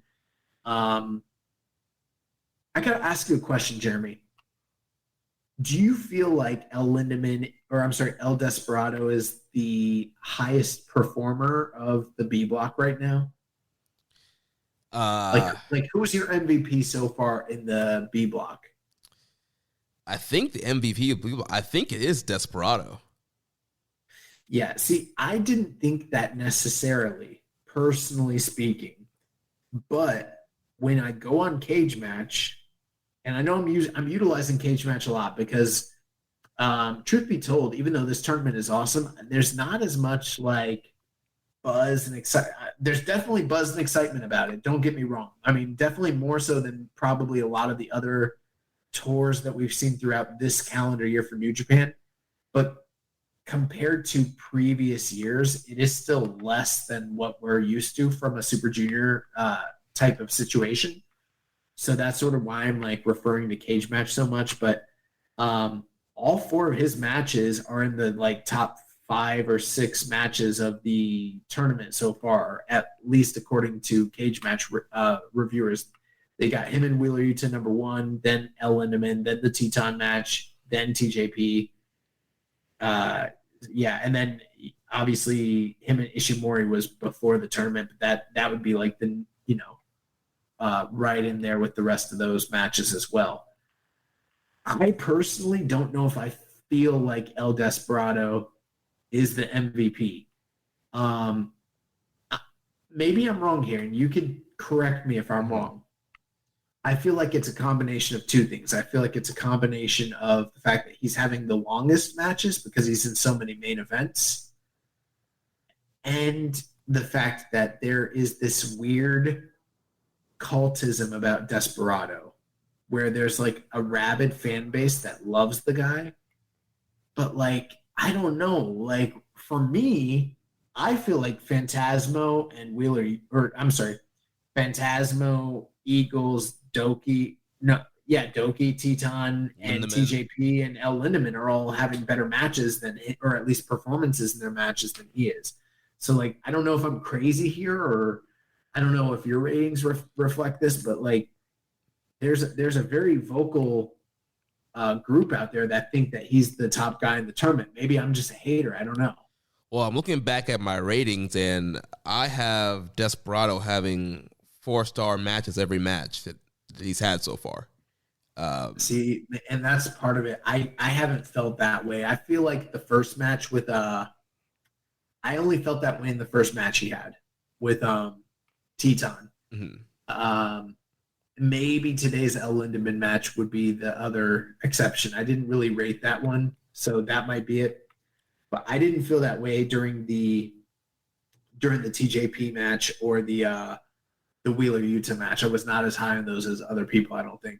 And maybe the thing where like he's in a block of a ton of good wrestlers, a ton of great wrestlers, and maybe like he's having a lot of great dance partners, so he's having a lot of great matchups so far, but maybe it's not necessarily him that's equaling those great matchups, maybe. Well, I don't want to say that, because that would be me just giving credit to the guys that he's with and diminishing him. And that's not what I'm saying here at all. I don't think that Wheeler Yuta match with him was that great. And I didn't think the TJP match was all that great either, personally.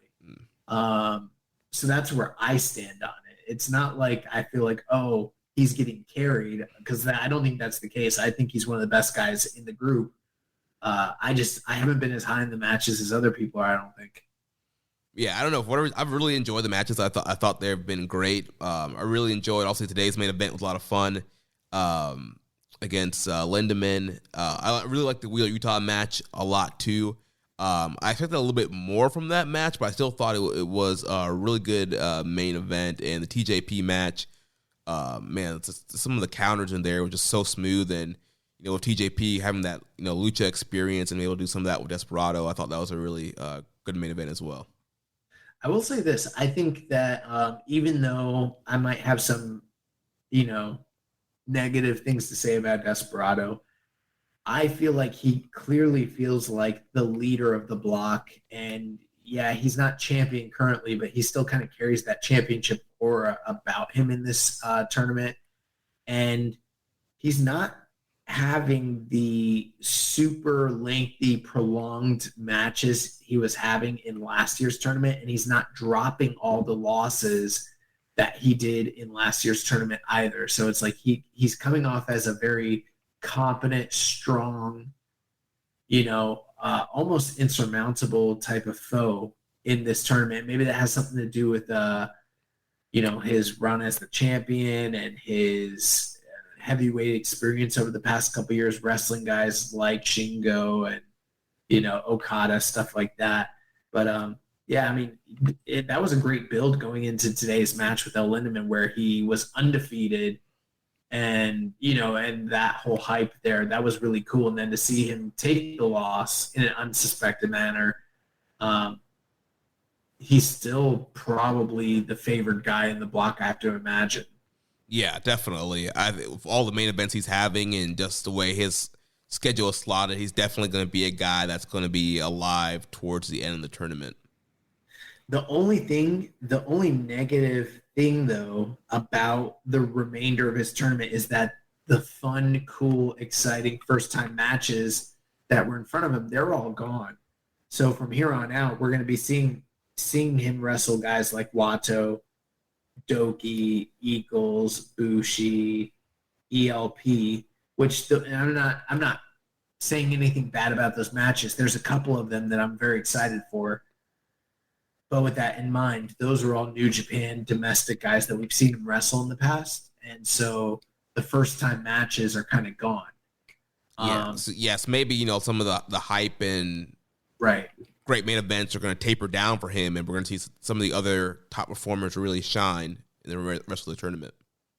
One thing I liked, though, Kevin Kelly pointed out how he was running through the early part of the tournament, and they were all first-time matches, and it was like, wow, yeah, this is someone who he doesn't even need to prepare necessarily for these guys. He's at a certain skill level now to where even with the first-time challenge, first-time presentation, he has enough in the bag to beat these guys, which is kind of cool. Yeah. And so, yeah, I think Desperado's been doing very, very well. I think that some of the acclaim and hype that I'm seeing online might be overselling what I'm actually seeing on my screen anyways. Gotcha. Looking at the third guy here tied in first place with 6 points is El Phantasmo. I just realized that all the L's are in first place here. El Lindemann, El Desperado, and El Phantasmo. L means the. I know. So the Lindemann, the Desperado, and the Phantasmo, all with 3 and 1, 6 points. Yeah. How do you feel about the Phantasmo so far? So the Phantasmo has been awesome. Night 4, he defeated Master Wato. Night 6, he defeated Teton. And then on night 7, today's show, he lost to our man Doki. But Phantasmo has been... Whoa. Slow down, enunciate. You said Doki way too fast. I barely understood that you were saying the word Doki, okay? He lost to our man Doki. Thank you. But, man, Phantasmo has been having a very fun tournament. This guy, he's the full gimmick is on. He's doing this whole thing where he struts in the middle of his matches now, and the crowd claps along to the struts. He has the light-up jacket with the DX colors and the X-Pac gear, and he's just being super obnoxious, but he's also doing all of his cool flip moves, and this guy's he's just so good, and he's been having these really fun matches, really great matches, showing the athleticism, showing his character, cutting these funny promos. This guy has been so fun to watch. Yeah, I mean, I pretty much agree with all that assessment. There are a few things that, you can say I'm being worked, whatever, but there's a few things where I'm just like, fuck this guy. But most of it is heeldom. He's doing certain heel tactics and it just eye roll. You know what I mean? Yeah. But at the same time, he is having really good matches. I think him and Wato was probably Wato's best match of the tournament, in my opinion so far.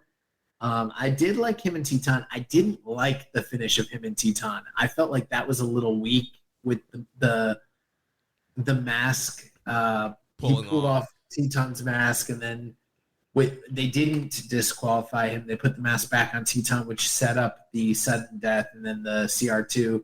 That was a little weak to me. I wasn't the biggest fan of that, just generally speaking. But the match he had with Doki today fucking ruled. I mean, it ruled, and not just because of the creative finish, but this was a match where there was no ELP heel tactics hardly at all. It was just balls to the wall. They were under 7 minutes, 6 minutes, 52 seconds, and they were flying. Dude. These guys were jumping off everything. This guy was like spamming all of his big moves. Like he did the line salt thing he did the spinning, the UFO neck breaker. He's just doing move after move after move after move, all his big moves, on just unleashing everything on Doki. Yeah, and that was again, going back to what I said about today's show earlier, when you have that many singles matches, you want a variety, especially in a raucous Cork and Hall crowd like they had here. So different matches offered different things. And this was like boom, boom, boom. These guys were doing high flying, but most of it, like you mentioned, was Phantasmo sort of eating up Doki. And I was like, either Doki's getting squashed and the whole Doki Hope run is over, or ELP's being way too cocky and Doki's about to upset this dude. And lo and behold, they played off the famous finish between Jushin Thunder Liger and Great Sasuke, which was a recommended match of the week a while back.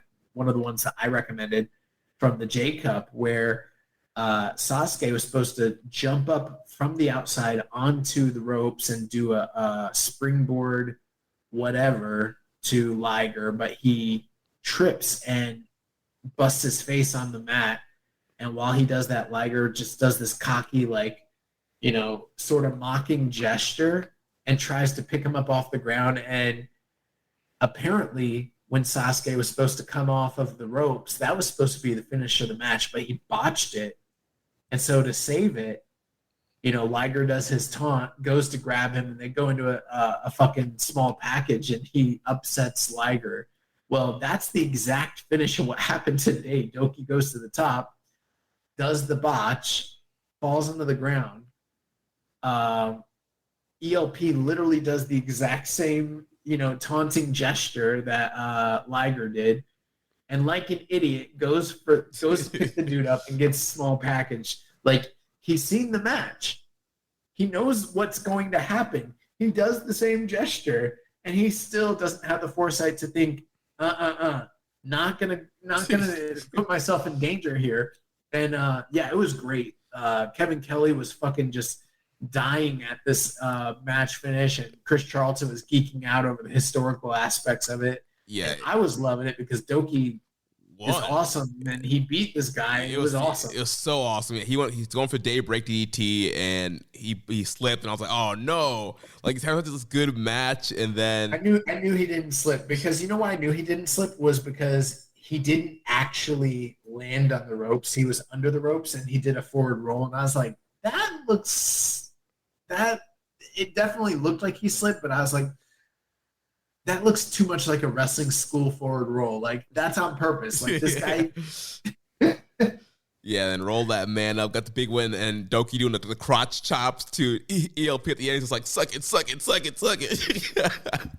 It was hilarious. I don't think I caught that. Oh my gosh, bro, you have to go back and watch. That was hilarious. Oh my gosh.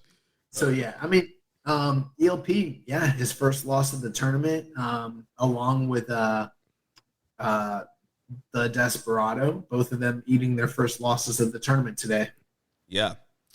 So moving on to guys who are at 4 points. We got a few of them here. First, from the Blackpool Combat Club, the ROH Pure Champion, Wheeler Yuta, with 2 wins, 2 losses on night 4. He defeated Doki.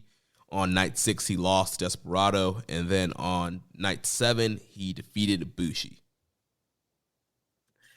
I think the jury is still out on Wheeler Yuta. He had the match with Desperado. People loved it. Like I said, I wasn't as high on it personally. I also wasn't as high on the match that he had in the beginning of the tournament with Robbie Eagles. So maybe I'm off on an island here and I'm just crazy. But, the match with Doki was one where I thought that was going to be like blow away, and it was good. Actually, everything he's done in the tournament has been good. But where some of these other outsiders from North America, like Alex Zane and, Ace Austin, really have made a connection. They made an impact. They're being well received and everything like that. I feel like Wheeler Yuta is still sort of trying to find his foothold in this tournament. I don't feel that the crowd is receptive to him the same way that they are of those guys. And maybe that's not the goal. I don't know. Maybe this is sort of like a learning excursion, quote unquote, sort of environment. And, he's in this place to learn valuable lessons before he goes back to AEW. That might be a big part of it.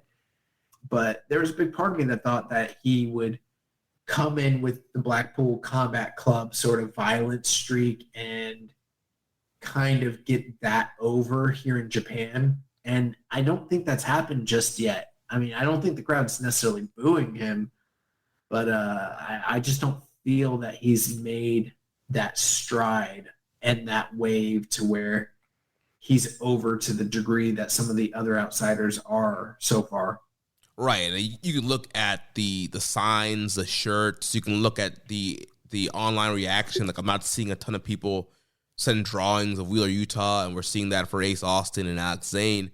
And I don't know why that is. I guess, like, for whatever reason, he's just not clicking or connecting with the Japanese audience quite yet. And I think he's been having some very good matchups, but I think I was expecting a little bit more, especially after the Moxley match, the Danielson matches in AEW, and just the kind of push he was getting there. I was expecting the more aggressive, more of a push, more kind of defined Wheeler Yuta, and I feel like we're still kind of he's like still trying to figure out how aggressive he needs to be, and it's kind of more of him it's almost kind of a step back in the character. Like, I feel like since he's been teaming with Mox and Danielson, like, he's been more aggressive, but now he's kind of took a step back and he's trying to find that aggressiveness in Japan. Well, it's a totally different animal being set up as the hot tag guy in a multi-man tag match where you can get your shit in and everybody comes in and they're all throwing elbows at the same time and he's doing the dives at the hot spots, and then they're all doing submissions at the same time. Like, that's, I don't want to diminish that and say it's easy, but it's definitely easier than being the focus highlight of a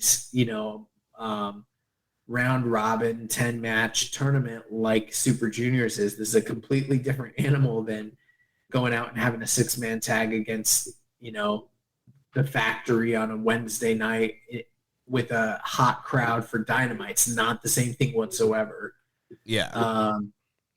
One thing, I don't want to turn this into an AEW discussion podcast, because that's not really what we are, but I will tell you this, and I've had this conversation with Rich privately on the phone. And what's up, Rich?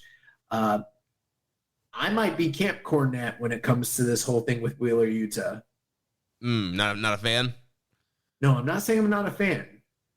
I'm saying that I don't think he's deserving of the push that he's been getting on TV, comparatively speaking, to what he actually is. I don't think he has the charisma or the resume to warrant the kind of push that he's been getting when, like, their world champion isn't getting the same kind of attention, which I think is much more, and I think long term it's a bad investment. I think he's a guy that has a lot to offer and is very talented and has a bright future, but I don't see him as a breakout superstar. I don't see him as being a guy that's going to change the industry or be one of their mainstay players. Like, the AEW fans like to talk about pillars. Yeah. He's not a pillar. Trust me when I say that. He's not a Sammy Guevara. He's not a Darby Allin. He's not an MJF. I'll leave it at that. And I think that this tournament is a good thing for him. It will probably be beneficial, but I think that this tournament might be an indication, and I think I'm buying in early on this, that, like, if I was shorting stock, I would short the fucking Wheeler Yuta stock. I would. Yeah, those are some good thoughts, and maybe that does have to kind of play into why he's not living up to maybe what people are expecting in this tournament and having these, nightly bangers, because we kind of are being shown one thing on AEW, but we're kind of seeing the real here on New Japan. Hey, if he had, the Blackpool Combat Club coming out with him, I'm sure he'd be over as fuck. Yeah. You know, if the whole crew like flew out with him and they're all there and they're traveling and they're like seconding him and that's all they're doing, you know, like TK was like, you know what, Mox and Brian and, you know, Regal, go get my boy over in Japan. Maybe we'd be having a different discussion. But unfortunately, he's there by himself. And Wheeler Yuta's a good guy, but he's not a great promo. He's not super charismatic. And I think he's still finding himself as far as figuring out how to wrestle for his gimmick. Yeah. So looking at the next person with 4 points, Bushi, who's also 2-2. So Bushi defeated Robbie Eagles on night 4. He defeated Master Wato on night 6. And then on night 7, like I mentioned, he lost to Wheeler Yuta. Bushi's gonna Bushi, and that's what he's doing. Yeah, I mean, he's Bushi, bro. It's exactly what we said on the preview. He's going to come out, great suits, great mask. He's going to do the Busharoonie. He's going to try for the MX. He might win, but he's probably going to lose, and that's exactly what we've gotten here so far. Bushi going to go like, what, 6-3, 5-4, somewhere in that range. He's 2-2, so he's right on pace. Yeah, I have a hard time seeing him go 6-3 in this block. Okay, yeah. So 5-4 or 4-5, one of the two. Yeah, I mean, in this block, I could see him being 3-6. Oh my God. Jeremy's trying to actively like demote Bushi on purpose. Bro, but look at this block. Like, look who he has left. I get he can quote unquote beat anybody, but like, I don't know. There's some stiff competition here. Yeah, it's possible. I don't have anything more to say. I mean, like we said, he's 2-2. He's the yo of this block. Yeah, I would take Tiger except for like with Yo, we can really lament what could have been and chastise him and all that. But with Bushi, that ship's so far past, there's nothing to discuss. It's like it's Bushi. Yeah, I was very surprised he beat Robbie Eagles on night 4. I'm not, because he upsets people. That's what he does in this tournament. He's gonna beat some guys. He's gonna lose to most of them.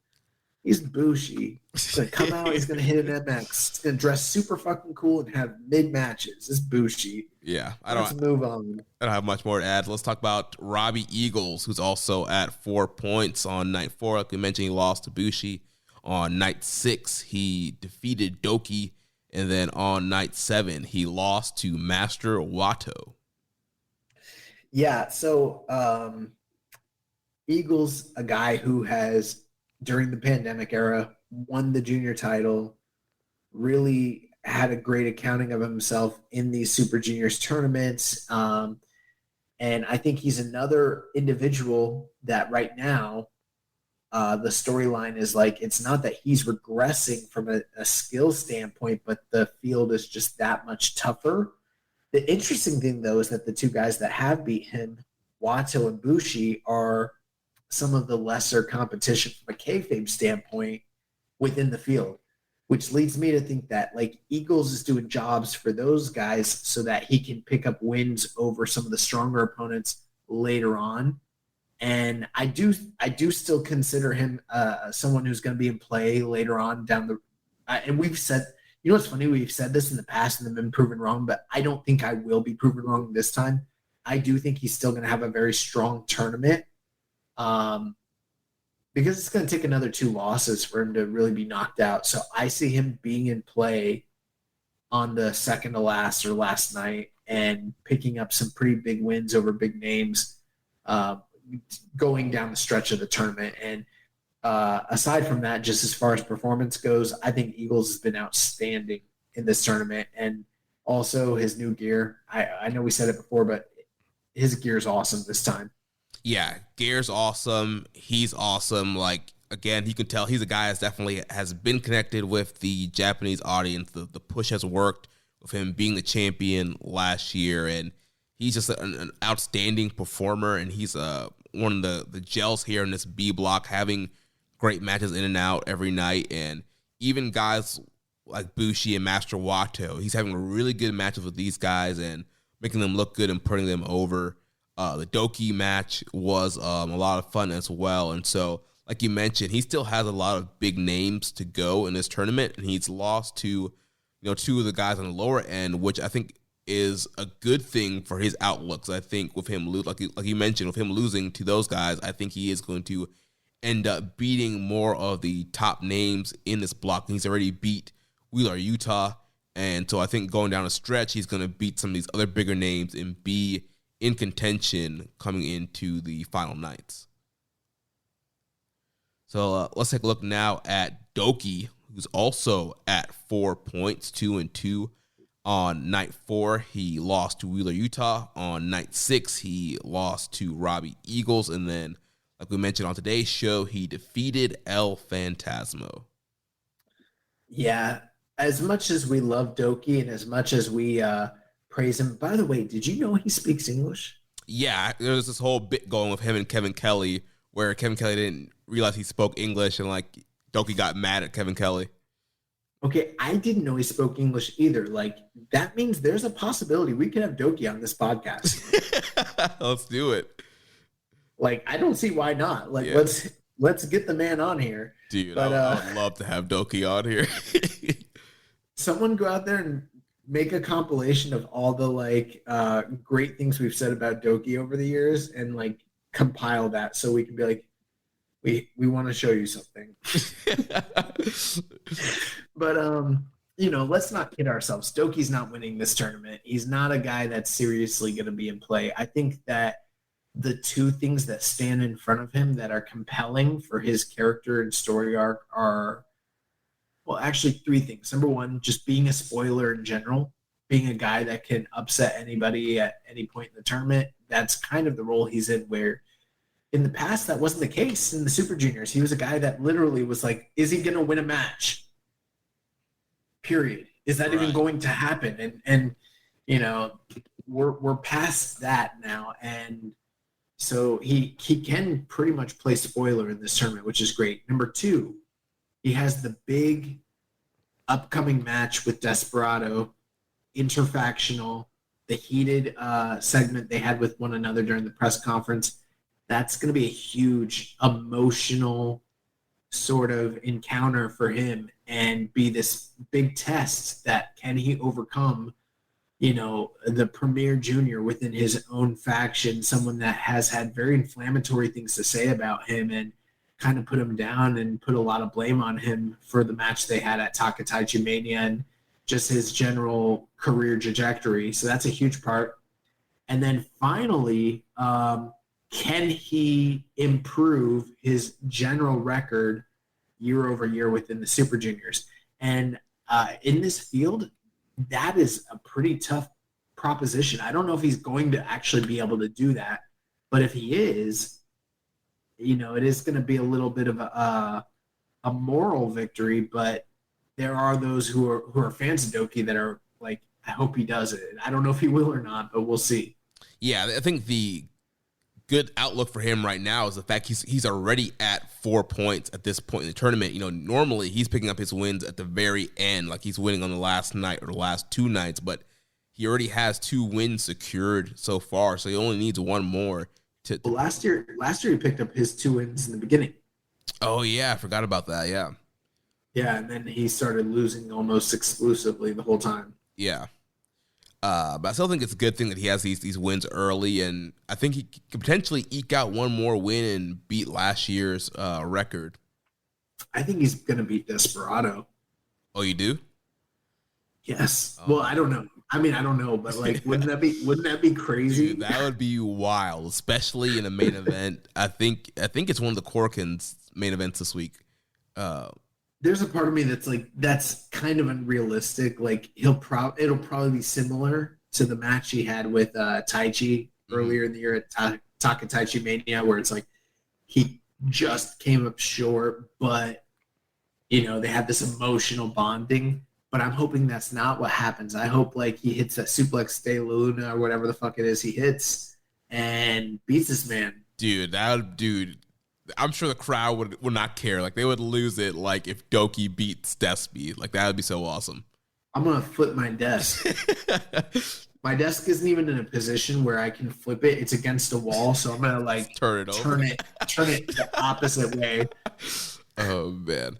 But yeah, that would be awesome. But yeah, Doki, he's been a ton of fun to watch. I love him calling out Utah about, his lucha and the seatbelt move that he uses, and, calling out all the lucha hipsters and telling that the true origins of moves and their real names. That's always a lot of fun.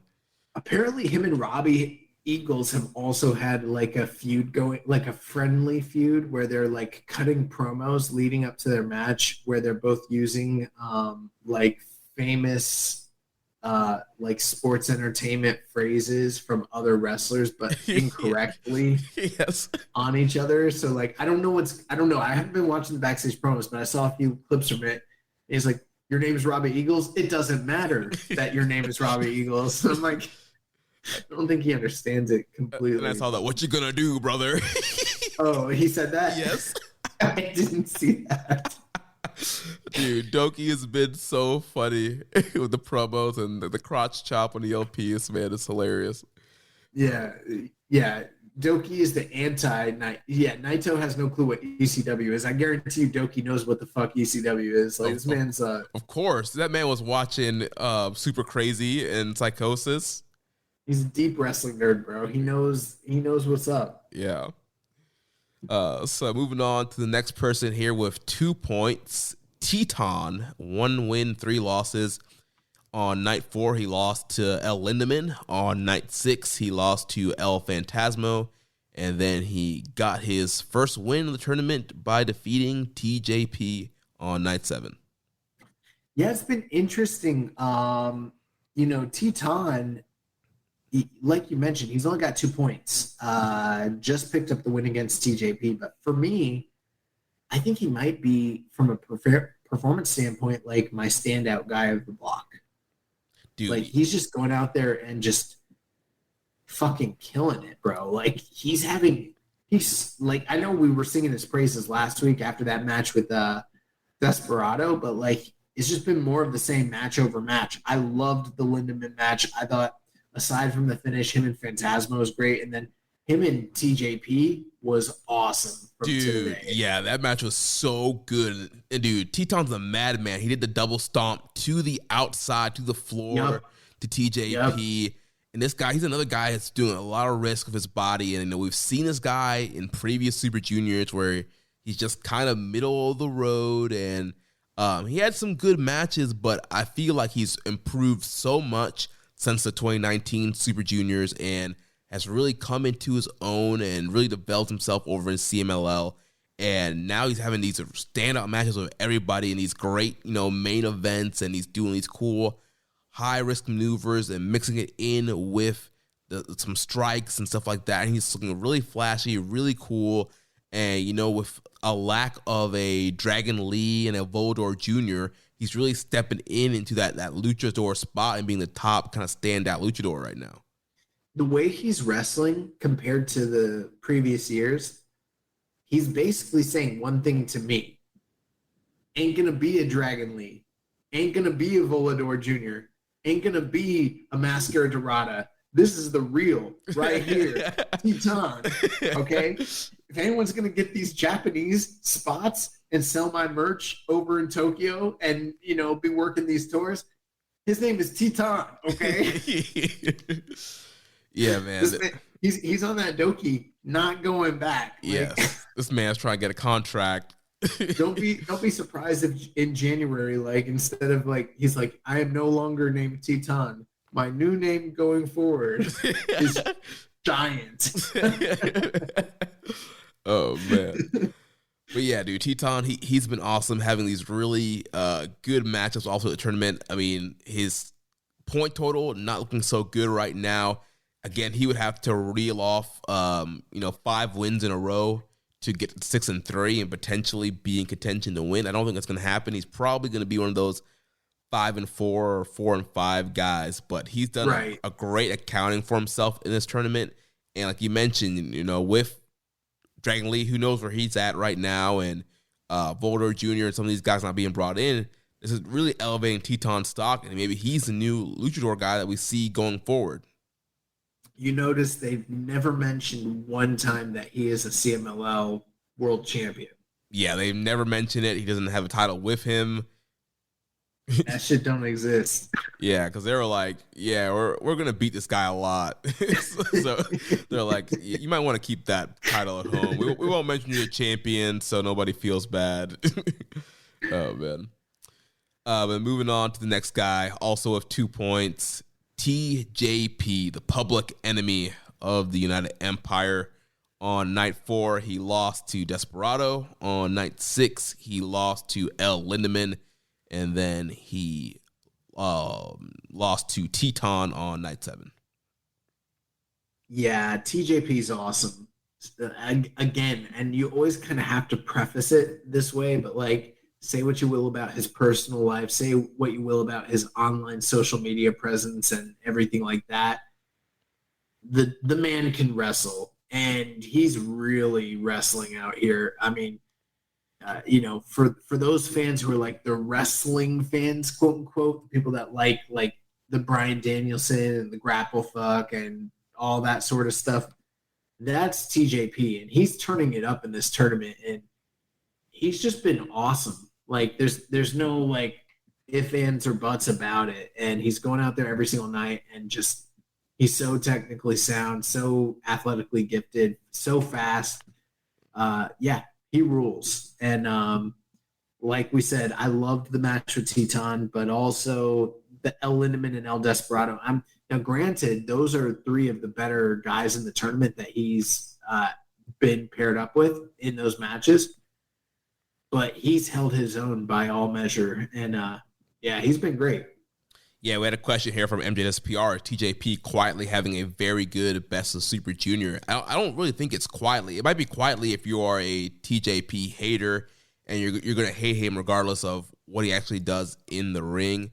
But if you actually been watching the matches, like you said, like this guy is such a great professional wrestler. He is so smooth. His transitions and reversals and the way he gets into holds and submissions is just so slick, and he is so fast. Like this guy is such a good professional wrestler, and he's out here having these great matches, getting invested in these matchups. I love the Desperado match. The Lindemann match was awesome. The Teton match was awesome as well, and I think he's going to continue to have these very good matches. Yeah, I agree. I think he is sort of, again, in like a senior role where he's working to get other individuals over. It's kind of unique with TJP because he's been so far apart from this tournament. They mentioned like there might not be anyone else that's been so far removed from their first initial debut in the tournament to now returning as him in the history of all of Super Juniors. But even with that still being the case, I mean, he's so world traveled and had experiences all over in all these different major companies, but yet at the same time, always still been an Inoki dojo trainee, a guy that's always still at the heart of it, been connected to New Japan. You know, everywhere he's gone, it's always been like TJP, Inoki, dojo alumni. Right. And that's kind of like playing out here. Seeing him make his return to this tournament, and he's just kind of like, in a certain sense, schooling all the guys he wrestled. Yeah, seriously. And I mean, like, look at the guys he's wrestling: Teton, Lindemann, Desperado. He's kind of been schooling them. Not to say he's better than them, but from like, there's wrestling and then there's working, and those guys are all great workers. But in terms of like the technical aspects of wrestling, like, I don't know, TJP might be the best guy on the block. Yeah, it's just incredible. It's how smooth he is. It's the way he moves, like the way he runs the ropes, the way he gets in and out of the ring, his transitions. Like, he's such a smart, fucking proficient. Yeah, he's so awesome. Yeah, he's been one of the best guys to watch in this block, and I'm looking forward to seeing the rest of his matchups. And he is down 1-3 right now, so again, he's another guy that's gonna have to reel off 5 wins. He's not a guy I see coming back. Yeah. But I think he's still having a fantastic tournament. Yeah. I think people thought maybe he might be a lot. I think he's facing Utah, I think, on the last block night?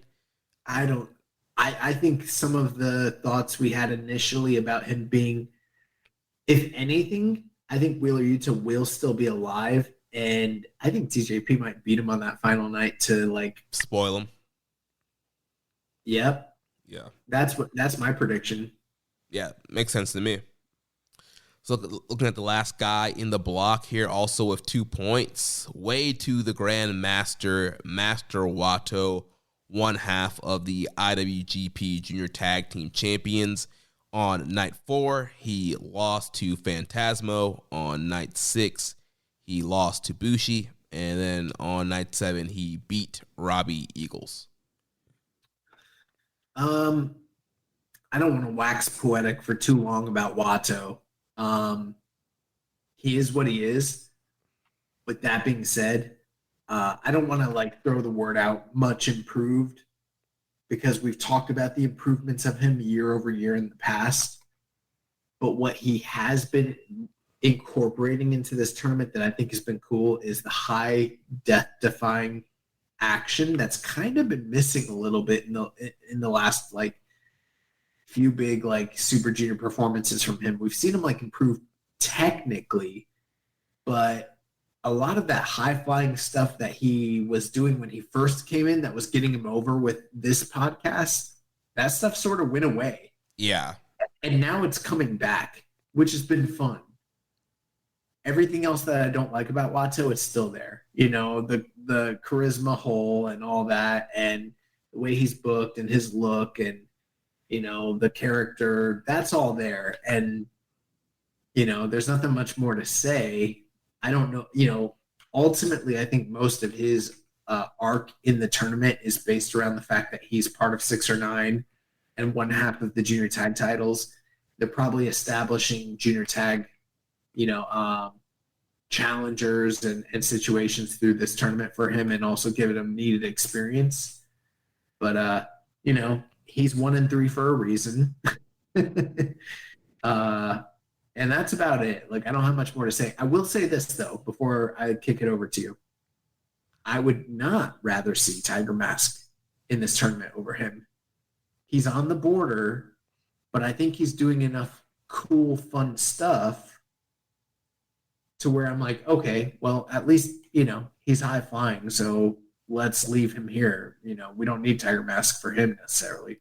Yeah, I think Wato has been consistently very good in all his performances. Like you mentioned, he's really incorporating a lot of kind of the lucha sequences, the kind of, you know, the dive over the opponent roles and stuff like that. He's been doing the tornillo every night and been looking really good. And kind of part of the story, at least that Kevin Kelly's been telling, is he's been going for the RPP, which is his version of the spiral tap. And he hasn't been able to hit that. And he's kind of abandoned his submission, the Bendeval submission, and going for this RPP every night. And Kevin Kelly... He did go for it today. Yeah. He went for the Vendaval almost straight out the gate against Robbie Eagles, which kind of showed the seriousness of what he was, you know, how he was handling that match. Mm-hmm. But like you mentioned, prior to that, he didn't even get the Vendaval on anybody in the tournament.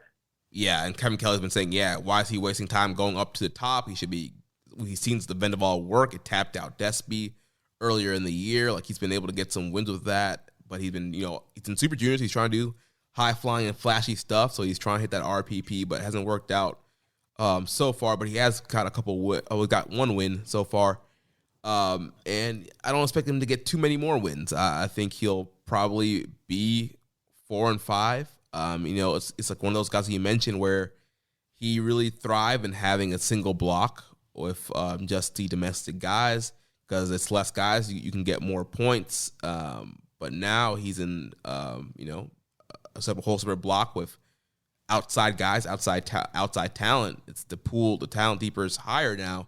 It's going to be hard for him to get points. You know, I don't know if it's because you were on a Bible podcast or what, but I've had a lot of references to like biblical statements throughout this podcast. But, you know, you live by the sword, you die by the sword for Wato.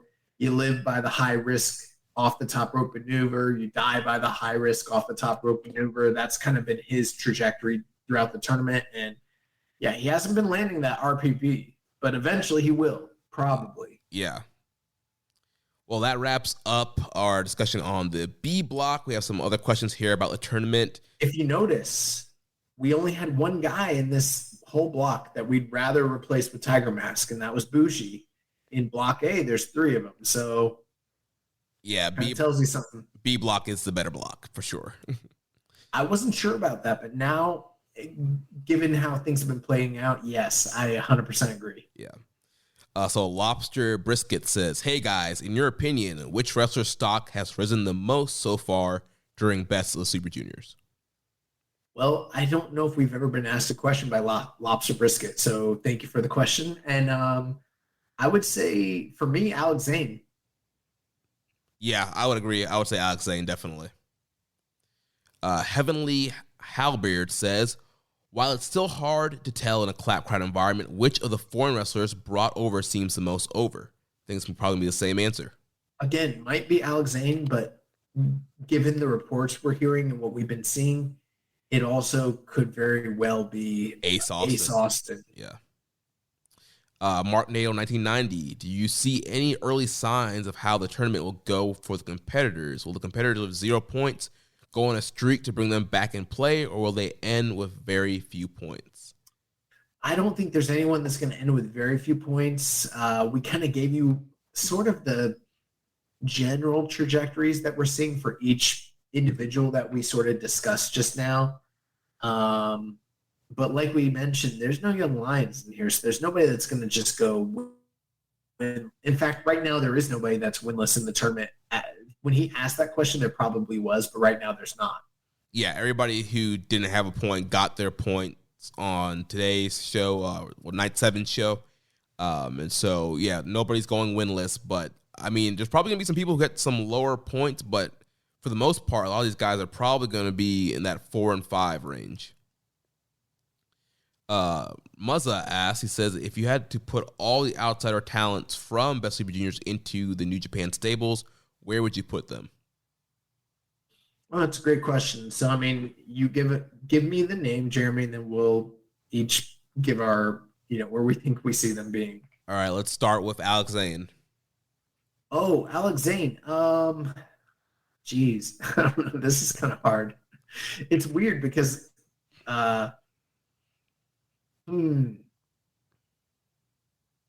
Bullet Club. I kind of want to say Suzuki-gun, just because he kind of has that grimy look to him. Yeah, I could see that, but he's not enough of a shooter, in my opinion, to really fit into that group. But I could see him fitting into Bullet Club. True. I mean, you could say Hantai, but I could see him as some black and white. You know what I'm saying? Yeah. What about Ace Austin? Oh, Taguchi Japan. Yeah. I could see Ace Austin in Bullet Club. I could see him in Bullet Club. I don't know. There's not that many factions. What about Team Filthy?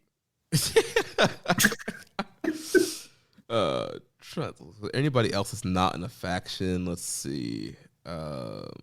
Wheeler Utah. Well, I mean, he's not in Chaos. You know what? Actually, that's where I would put Ace Austin as Chaos. Chaos. Yeah. Yeah. Because Akira's already in the United Empire. Clark Connors, I mean, I don't know. He's in the LA Dojo. That's a faction, baby. Lindemann, I mean, he represents Strong Hearts. He's in Strong Hearts. Yeah. That's it. Yeah. I would put Alex Zane in Bullet Club, and I would put Ace Austin in Chaos. Sounds good. Yeah. MJ's PR says, best entrance music of Best of Super Juniors. Clark Connor's entrance music is a banger. I can't really, actually, I like Lindemann's music.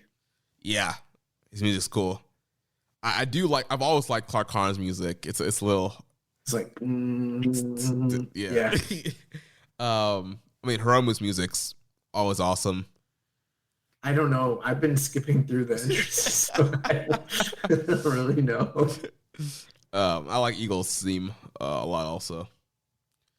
Let's see, moving on here. Les Commission 7252 says, through these 6 nights, can you guys say that the newcomers, as in Zane, Austin, Yuta, Akira, and more in the tournament, has shined the brightest than the Japanese talent in Yo, Ishimori, Hiromu, El Desperado, and more? Yeah, you could say that, but you know what? I think a lot of the way that this tournament's been booked, it's been booked in a way to give them the spotlight and shine to really make that sort of statement for themselves. Because I think that going forward, New Japan knows that they need some fresh names and some fresh guys to really play those roles moving forward for whoever it is that's going to be at the top of the division to defeat new challengers, new obstacles, and, you know, marketable names. And this is a great launching point for some of those guys who will be making their return to the company moving forward. So I'm not surprised by that whatsoever. But, you know, you look at the point totals and that tells you a different story. It's not like Desperado and Ishimori and Hiromu are getting sunned by these guys. You know what I mean? Right. Like, those guys are still, you know, either middle of the pack or at the bottom of the card, except for, like, maybe, say, Lindemann, who is a domestic star as well. Right. Yeah, I think that it was necessary to get these guys over. We've talked about, you know, the junior division has been built a lot on bringing in foreign talent into the division. And so with the pandemic, we haven't had that. And so now we finally have some foreigners here. So let's get them over and create some new rivalries, some new matchups. So Les Commission also asks, who would you guys like to see stay in Japan after the Best of Super Junior Tour? I would like to see Alex Zane stay, with him being the outstanding MVP in the A block so far. Plus, it would bring more flavor to the dry junior division. Like they say, more sauce you had, the better it tastes. You know, the question I ask myself is, who can I see not returning? Because normally in these Super Juniors, you have names of guys that don't come back that often. You know what I mean? Mm-hmm. But this doesn't feel that way this year. This feels like they're integrating a lot of these guys for long-term purposes almost across the board. You know, the only person that I'm like, I kind of feel like might not, and I know I sound biased here, but I feel like I'm not, I just got to be honest. I don't feel like Wheeler Yuta's going to be coming back. Yeah, but I think Utah's going to be utilized probably as a heavyweight, probably going forward if he were to come back in New Japan, though. Yeah, maybe, but also beyond that, he's just more of an AEW guy. I just don't see him being around too much. But like Alex Zane, just given the connection between him and his long ties to Strong and how he's getting over, he feels like he's being integrated. Francesco Akira is already part of United Empire. Clark Connors is a dojo guy. El Lindemann is a Strong Hearts guy. So as long as they're still working with the company, he's going to be around. The other question is Ace Austin. How much more will he be returning? And I mean, he's definitely getting more over than some of the other names in the past, like say an ACH or a Jonathan Gresham or oh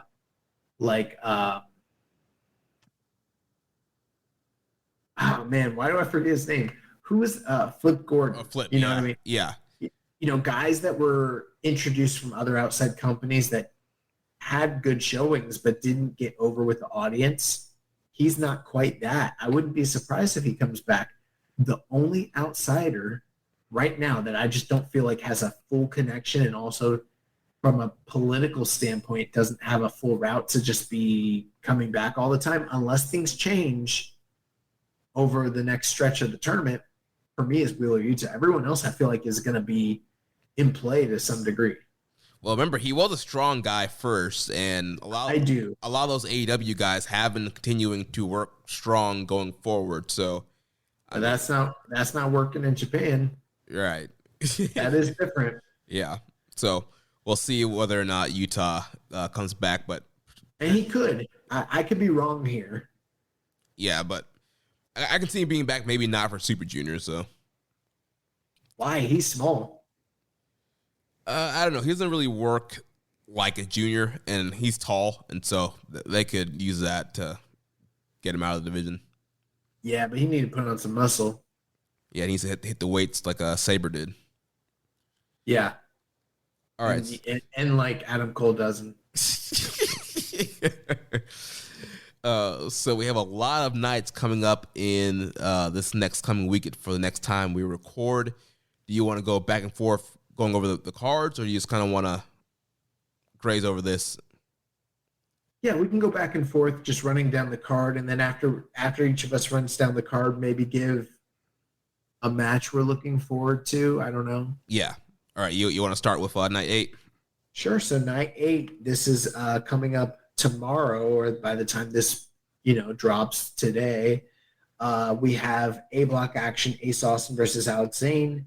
In the B block, we have Bushi versus Doki. Third match of the night, Akira versus Clark Connors. Fourth match of the night, Teton versus Wheeler Yuta.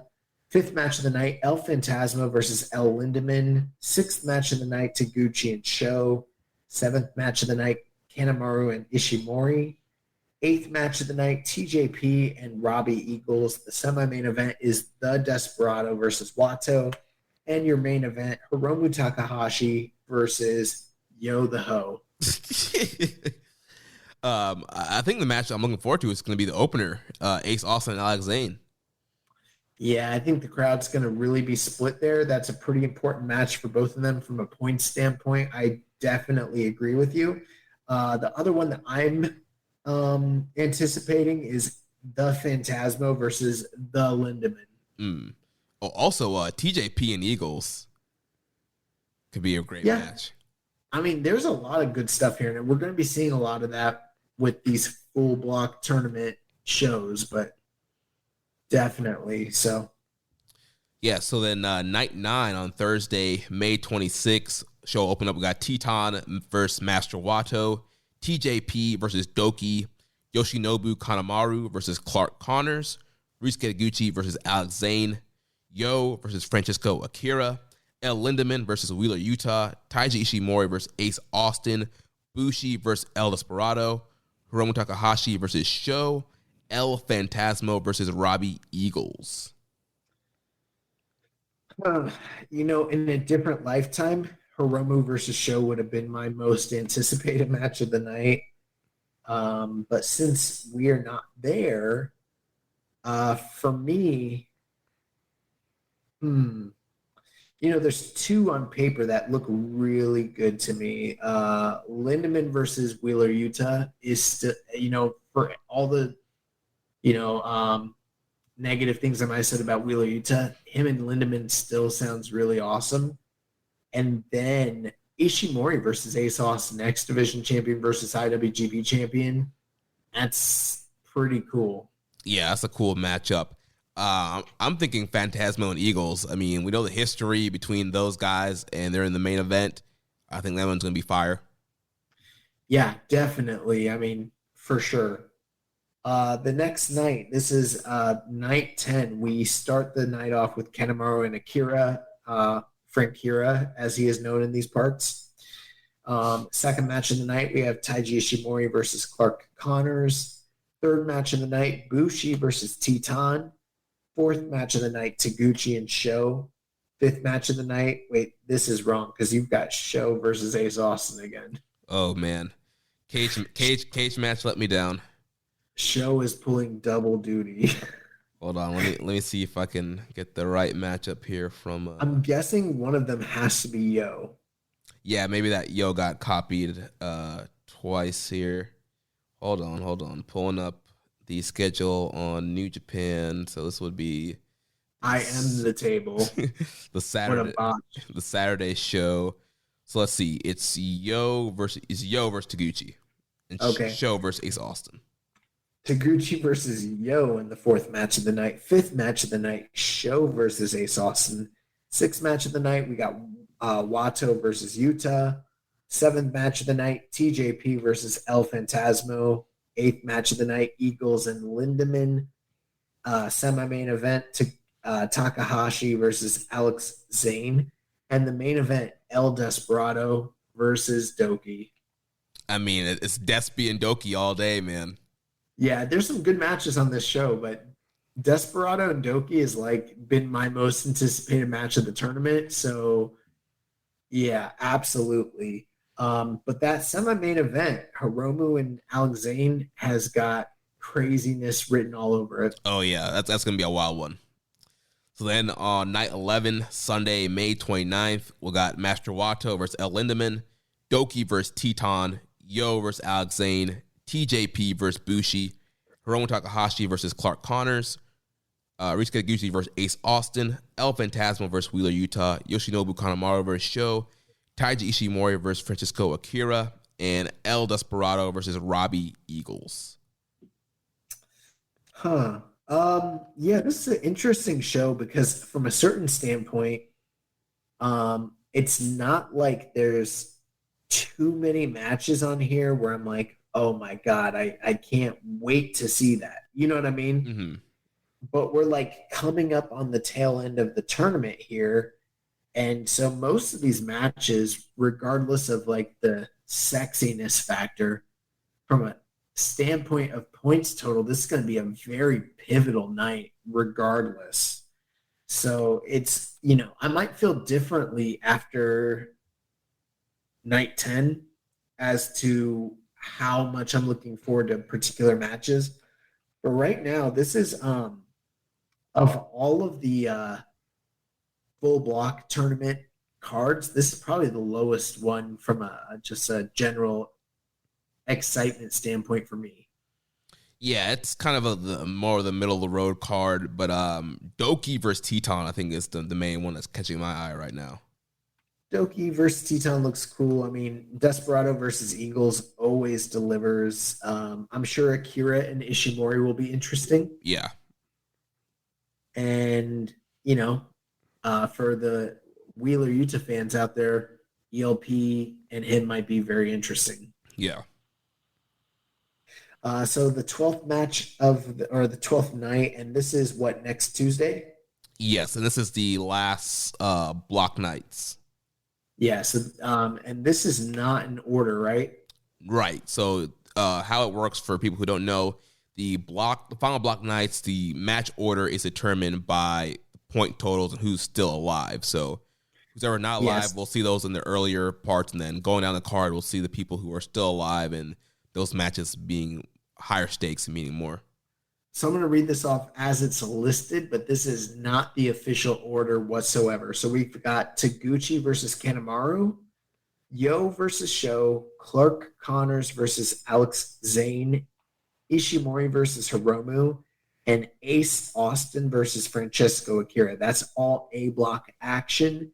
In the B block, we have Doki versus Wato, Eagles versus Teton, Bushi versus Lindemann, ELP versus El Desperado, and TJP versus Wheeler Utah.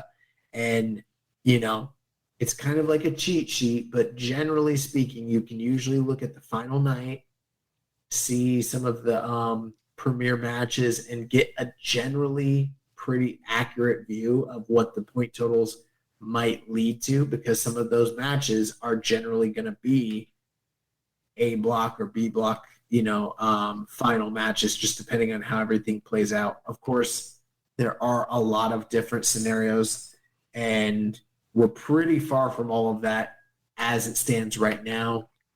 And unfortunately, by the time we record next week, this is all going to have occurred. So, we're not going to be able to do the whole, scenario A, B, C, D sort of thing. It's just going to all happen. And by the time we record next week, we'll already know who's going into the finals. Yeah, which is pretty crazy. I feel like this has moved by so fast.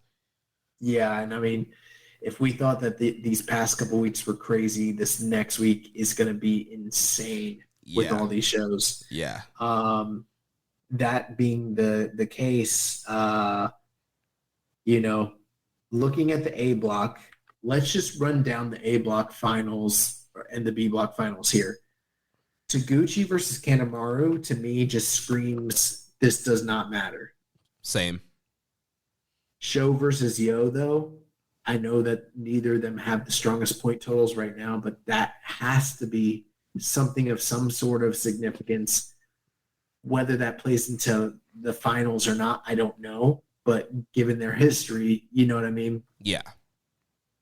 But that leads me to believe that they're both going on big runs for the rest of the tournament, probably. Yeah. Clark Connors versus Alex Zane also screams to me this really doesn't matter. I wouldn't be surprised if Clark Connors gets a big win over Alex Zane to like sort of tie him up with some of the other competitors in this tournament in that block match. Yeah, kind of end his tournament on a good note. Yeah, and Alex Zane has had a pretty strong tournament. I think that they set him up really strong early so he can start taking some of these big falls against guys like Hiromu and stuff like that. Yeah. So that makes sense to me. And then Ishimori versus Hiromu, the champion versus the top star in the division and in the block. That's probably huge. Yeah, I think that's the biggest kind of, highlight to me of what's going to be the main decider. And then Ace Austin versus Francesco Akira does not seem like a block decider to me. But it doesn't right now, but seeing how Ace Austin has been like getting a push and been winning, and how Akira is kind of like, we know he's an established like character and he's gonna have a comeback story. It seems like it's like a sleeper, like could be a block decider kind of thing.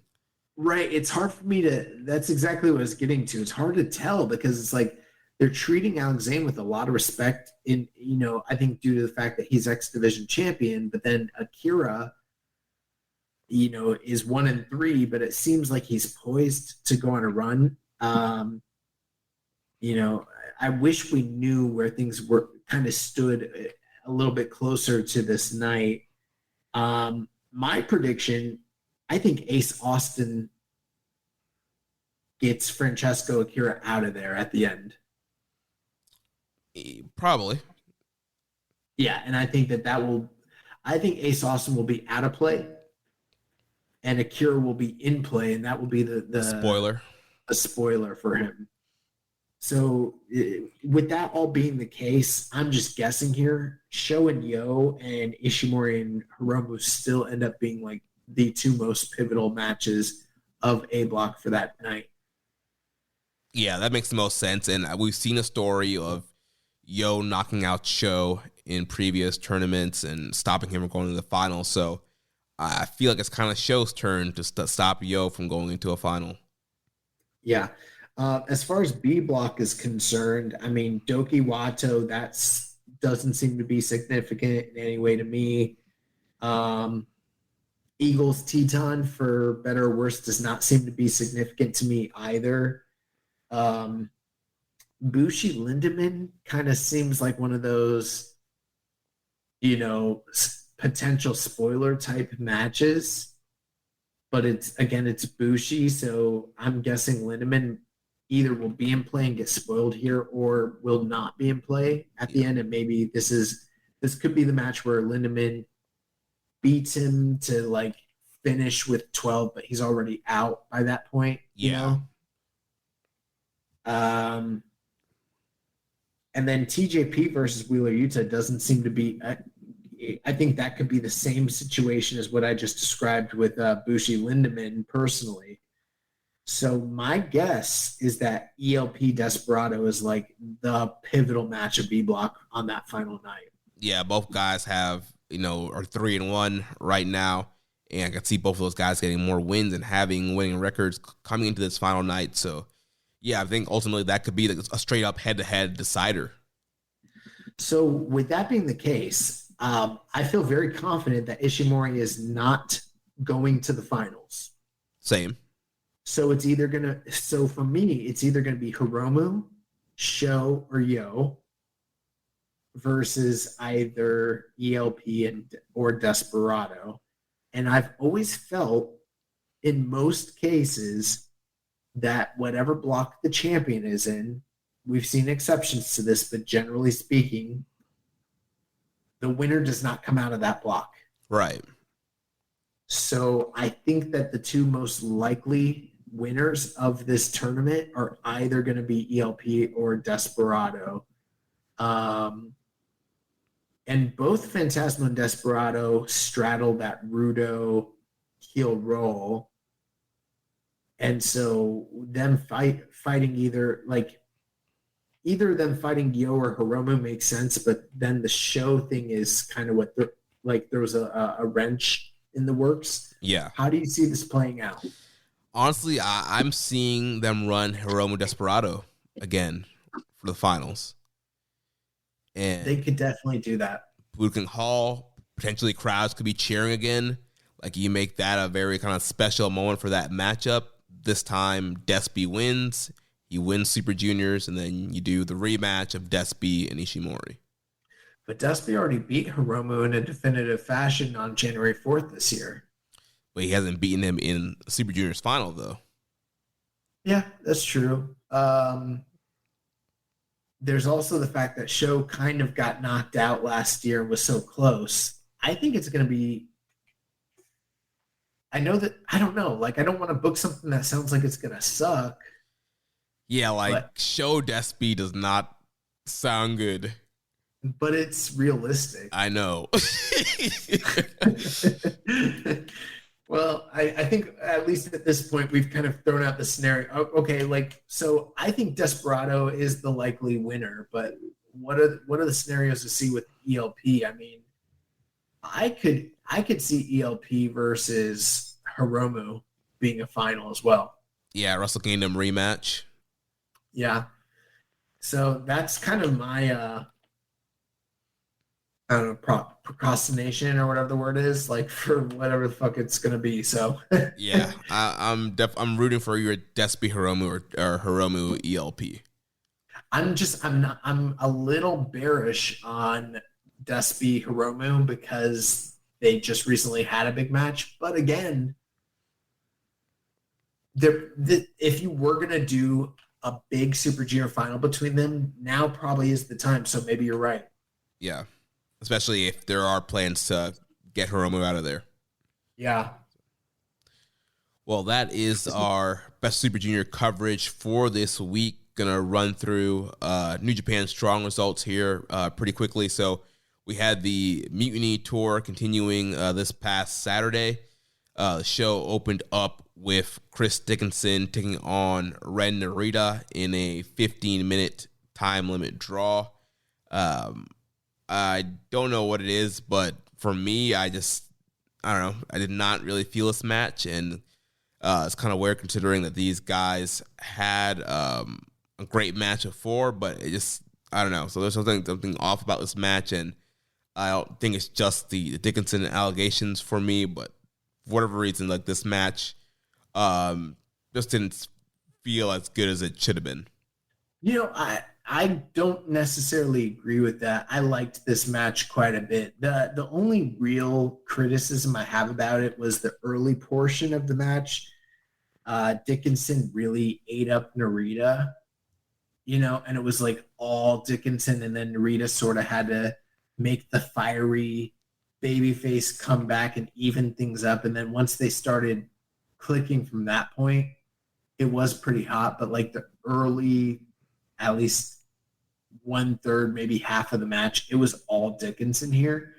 But I liked the match. I didn't like it as much as their first match, but I liked it a lot. Obviously, they went to the time limit draw. That is significant considering it's the first ever time limit draw they've done in Strong history. But,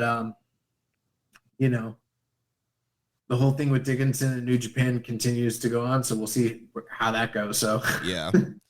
Second matchup, we had Clark Connors and Carl Fredericks with Yuya Uemura. They defeated the factory of Aaron Solo and Nick Komoroto of QT Marshall. So continuing this rivalry that's been happening on Strong and on AEW Dark, and QT backfired in his interference here, and LA Dojo got the win, and they set up the angle for Fredericks versus QT in Philadelphia. Yeah, the match was fine. The angle at the end was, kind of more significant. And we'll see how that match goes and plays out and everything like that. Yeah, QT was getting so much heat. Like, you couldn't barely hear him cutting his promo. The fans were, like, booing him so loud. Yep. Then the main event was United Empire, Aaron Henare, Great O'Khan, and TJP defeating Brody King, Mascara Dorada, and Taylor Russ in 14 minutes and 4 seconds. Big thing here, TJP once again stealing the mask of Mascara Dorada after the match. Just kind of putting the boots to him. So they're continuing this feud with TJP and Dorada, and I'm curious to see where this is going to go, if we're going to get some kind of mask versus hair match between these guys. Yeah, that will be interesting to see how that plays out. As I've mentioned before, this United Empire group, we've been giving them praise for their cohesiveness and sort of just different pacing and style when it comes to multi-man tag matches, and that was not the exception here at all. They kind of continued that trend, and this match was awesome. Better than it had any right to be, especially for a 14-minute match. I thought everybody played their role really well. Dorada, Taylor Russ, Brody King, those guys are world-class as well. And they got me biting on a lot of those near falls at the end there. And so I was not sure. I mean, I assumed United Empire was going to come out on top, but they had me thinking otherwise a few times. Yeah, it was a really fun matchup. So next week on Mutiny, we'll have the main event of United Empire's Jeff Cobb and Aussie Open taking on the TMDK team of Jonah, Shane Hayes, and Bad Dude Tito. Blake Christian will take on David Finlay, and then the Stray Dog Army, Bateman, Barrett Brown, and Mysterioso will take on Freddie Ahai, Kevin Knight, and the DKC. Nice. Well, we've got some news items here. The first thing, we have an update on Kota Ibushi, and we had understood as of last week that maybe things were calming down and maybe the two sides were kind of reconciling. That does not seem to be the case whatsoever. And I read the translation of the tweets that Kota Ibushi sent out. Was that today or was that yesterday? I think that was yesterday. Yeah, and I mean, I don't want to speculate too much, but like from what I gather, maybe you can correct me here, Jeremy, it sounds like Ibushi was served some sort of separation from the company via fax, or at least that's what Dave Meltzer speculated. It sounded like it was like through text, like they. He kept you, or the translation said through the line. Right, yeah, Line's that app in Japan that they use. It's a text message app. Okay, well, Dave said through fax, and I don't know.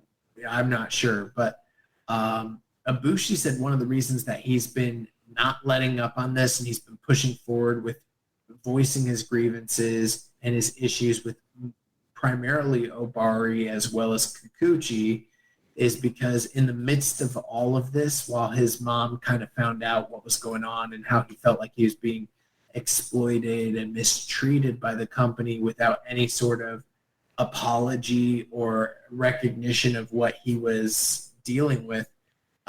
It apparently, the way he wrote it, caused her to fall into like a depression, and she committed or attempted to commit suicide the day after Mother's Day. So that wasn't too long ago whatsoever. Very, very serious stuff, if true. And I'm not saying it's not true. I'm just saying, like, yeah, very serious stuff. Very, very grave. Yeah. Not good. Yeah, and Hayabusa 5595 says, Kota Ibushi is tweeting again, and it's very grim. How bad is the potential fallout from his grievances with NJPW? And like I said, yeah, it can be very bad. Especially, again, not doubting whether or not this is true, but if everything is true, like, it's not a good look for New Japan, and there's going to be a lot of things that have to be answered, especially when it comes to Obari and Kikuchi. Well, one of the things I also saw him tweet was he said that right now he's kind of holding his tongue on everything. I don't know. That's something you hear people say in situations like this, and it doesn't always bear out to anything. But he said that he believes that they'll be going to court, and once he goes to court, everything will come out. So those don't sound like the words of somebody that expects to be working for the company anytime in the near future. So as of right now, I know this is contrary to what we thought. It seemed like maybe it was heading towards last week. They seem very far apart for a multitude of professional and personal reasons. So yeah. Also, Will Ospreay was pulled out of Sunday's Red Pro Epic Encounter event in London due to a kidney infection. Red Pro released a statement on their website saying that on Thursday, Ospreay developed what initially was thought to be food poisoning. As time went on, he became more ill and was eventually diagnosed with a kidney infection. He was scheduled to face Minoru Suzuki for the Red Pro title. Suzuki went on to headline that show against Michael Oku in his place instead. Sounds like they're still working to make that match happen again in the future. So we'll see how that plays out. As well, there was news where Kandani stated that we may lift them from the 6'3 NJPW Budokan event, commenting on allowing fans to cheer. So based on that comment and based on what we've been hearing from Kevin Kelly as well as other people in the know on Twitter, it sounds like for potentially the Budokan Hall event on June 3rd, they may allow people to chant and cheer for the first time in like almost 2 to 3 years. So that's very, very exciting. Dude, that's going to be so awesome. Yeah. New Japan has also confirmed that several big names will be at the Best of the Super Junior Finals on June 3rd. Jay White, Juice Robinson, Clark Connors, Doc Gallows have all been confirmed, as well as Will Ospreay, Great O'Khan, Jeff Cobb, Aaron Hanare, G.O.D., Tamatonga, and Tangaloa. And Zack Sabre Jr. has been announced for the show as well. New Japan has also announced they're returning to Charlotte, North Carolina for the first time since 2019. They've announced the strong taping titled High Alert for the Grady Cole Center in Charlotte on Sunday, July 24th. No talent has been advertised for the event to this point. Tickets for the show will go on sale this Friday, May 27th at 12 p.m. Eastern Time. The ticket prices will range from $25 to $149. Monday's free match of the week, Yoshinobu Kanemaru versus Taiji Ishimori from November 13th, 2021. Best of the Super Juniors 28. And then the latest news on Otani, it is not great. He is still unable to move his body from the neck down.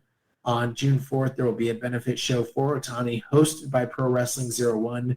The Pro Wrestling 01 World Heavyweight Championship title will be defended as Takashi Sugiura versus he'll defend against Basatsu Tanaka. As well on the show, Yuji Nagata, Togi Makabe, Tomoaki Hanma, and Satsuki Nagao. They will wrestle Daisuke Sakamoto, Taichi Hashimoto, Kazuki Hashimoto, and Yasufumi Nakanao. And that is going to do it for the news. We have some questions here, Jeremy. Yep, so Les Commission 7252 says, do you guys think we'll get the original format of the GU1 Climax tag matches before the block matches this year? Possibly, but I mean, we sort of got a taste of that during this year's Super Juniors, and now we're going straight to all block matches. Anything's possible. We definitely know that they're doing something different this year for the G1 just based on the scheduling. What it is, we've speculated. It sounds like it's probably going to be expanded block fields, but we can't 100% confirm that. So, until the schedules come out, we don't really know. Yeah, I would think that at least for the beginning part of the tour, there would be some of the tag matches like we saw with Super Juniors, and then maybe, who knows, maybe they're going to do some like all block nights, or with having more people, they're just going to take up more of the card. So we'll see when the schedule comes out. Dan Coffin asks, what kind of design do you think Liv Morgan's Bull Club shirt will have? Who? Liv Morgan. Who's he?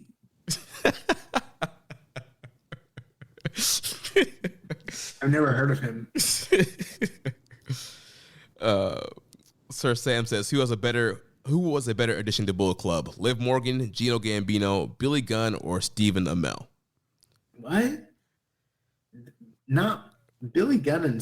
Billy Gunn's never been in the Bullet Club. No, he was a Bullet Club hunter. Yeah, he was a Bullet Club hunter. The only person, Gino Gambino is the only Bullet Club member on this list. Was Stephen Amell never part of the Bullet Club? I mean, he was Cody's friend, and Cody brought him into All In, but I don't think did he? Oh, he did get the Amell Club shirt, didn't he? He had an Amell Club shirt. Okay, I don't know. okay. So it's between Amell and Gino. What was the dog's name? Pharaoh? No, the other dog, the mascot. They had two mascots, remember? You're talking about They had two. Oh, it wasn't a dog. It was a the bear. You're talking about Barry the drug-free bear. Barry the drug-free bear. What was the other one's name? They had the business bear. Oh yeah, something the business bear. I forget now. I'm pretty sure the business bear and the drug-free bear, as well as Brandy and Stephen Amell, were all Cody's recruits into the Bullet Club. Oh my gosh. Just the best talent scout that there's ever been, Cody Rhodes.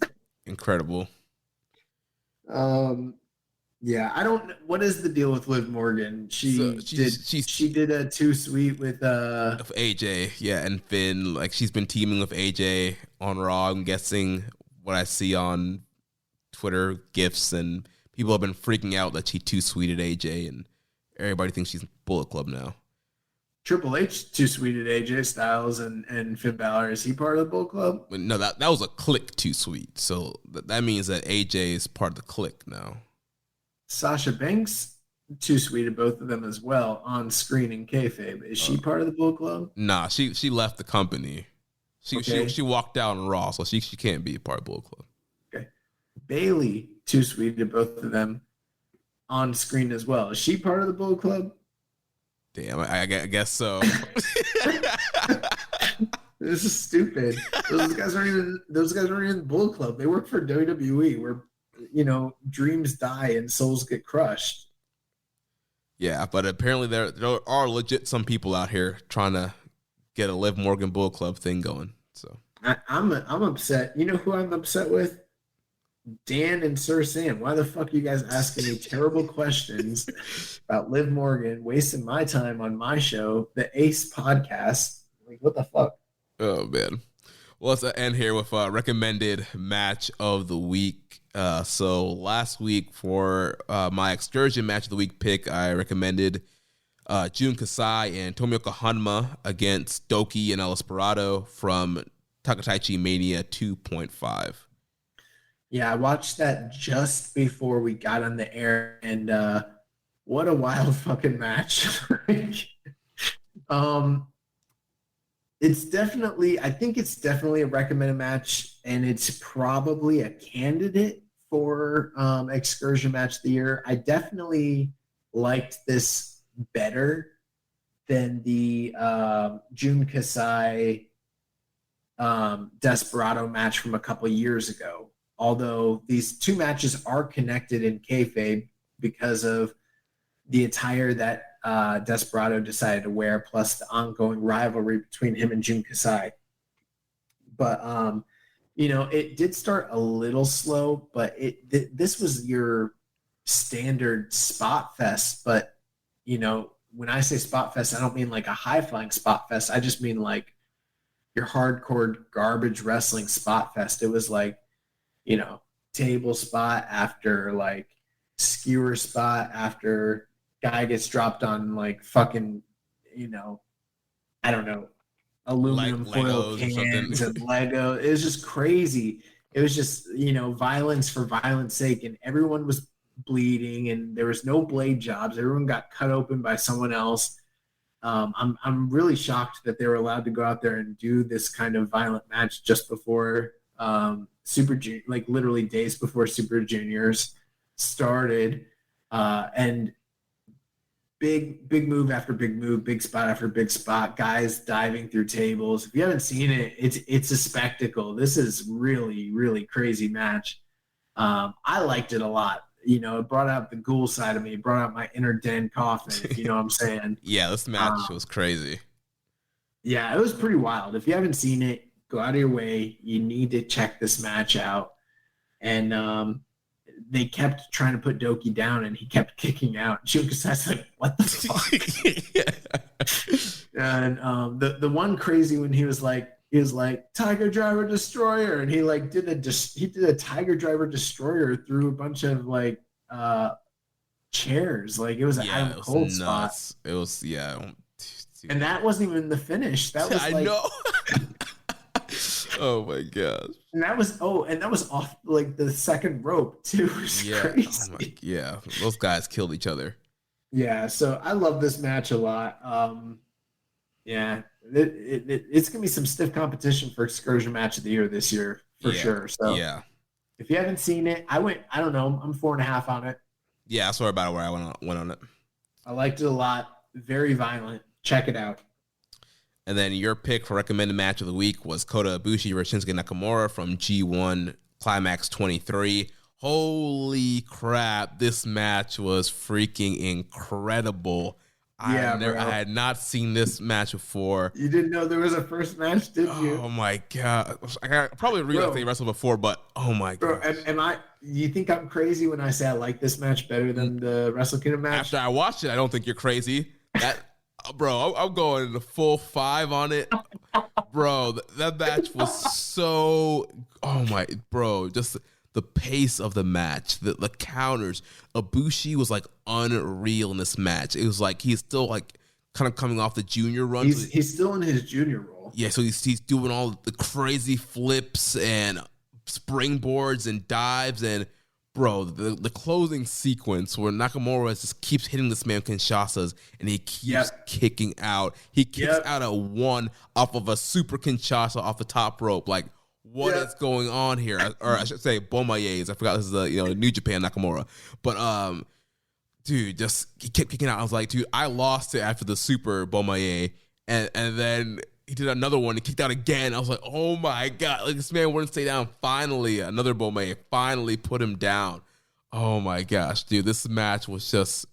And then Ibushi just let the springboard, flipping. I don't even know some of the stuff he was doing. Like, dude, this match was just so incredible. Like everybody, you need definitely this is a bona fide classic recommended match. Like, if you didn't watch it last week, you need to go watch Nakamura and Ibushi from G1 23, 2013. It's on New Japan World. Watch it. Definitely. So I'm glad you liked it. Well, I knew you'd like it, but yeah, I mean, that might be the strongest sell you've ever done for a recommended match of the week. So if you guys are listening, you made it this far. You're the real ones. You're the diehards. Go watch that match. Even if you've seen it, you know it's great. If you haven't seen it, learn what the rest of us already know. Yes. Now for our picks this week for recommended match of the week, I'm going back to Invasion Attack 2015, The Cleaner. Kenny Omega defending his IWGP Junior Championship against Mascara Dorada.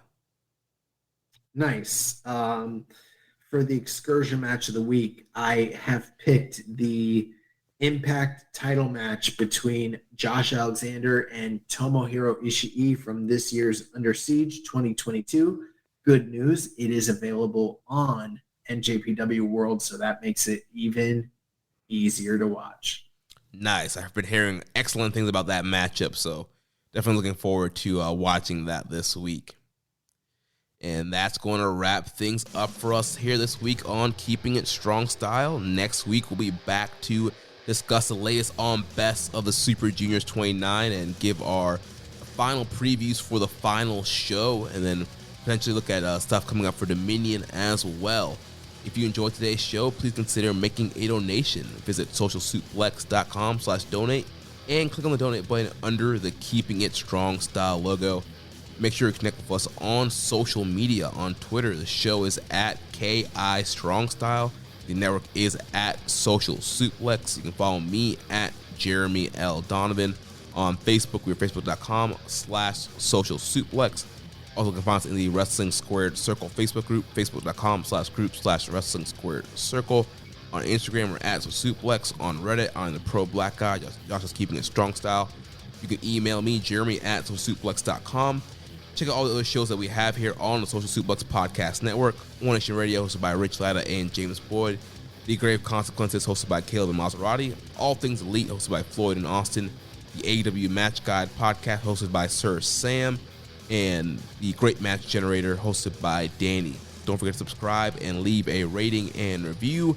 And we'll catch you next week on Keeping It Strong Style, the ace of podcasts.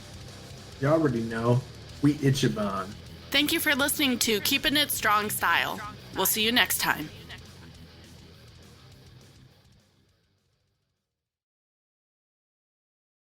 Underdog Fantasy is the fastest growing fantasy app and easiest place to play fantasy sports. Just jump on UnderdogFantasy.com or download the app, draft your team, and that's it. And if drafts aren't your thing, they also have a pick'em game where you can win 20 times your money in a single night. Use promo code RADIO, and Underdog will double your first deposit when you sign up with up to $100 in bonus cash. Deposit $100, get $100 free. That's promo code RADIO. Terms and conditions apply. Your favorite band's about to play a sold-out show. You got in. Over here! With a friend. And found a spot close enough to see the set list. They're definitely playing your song. When you're with Amex, it's not if it's going to happen, but when. American Express. Don't live life without it.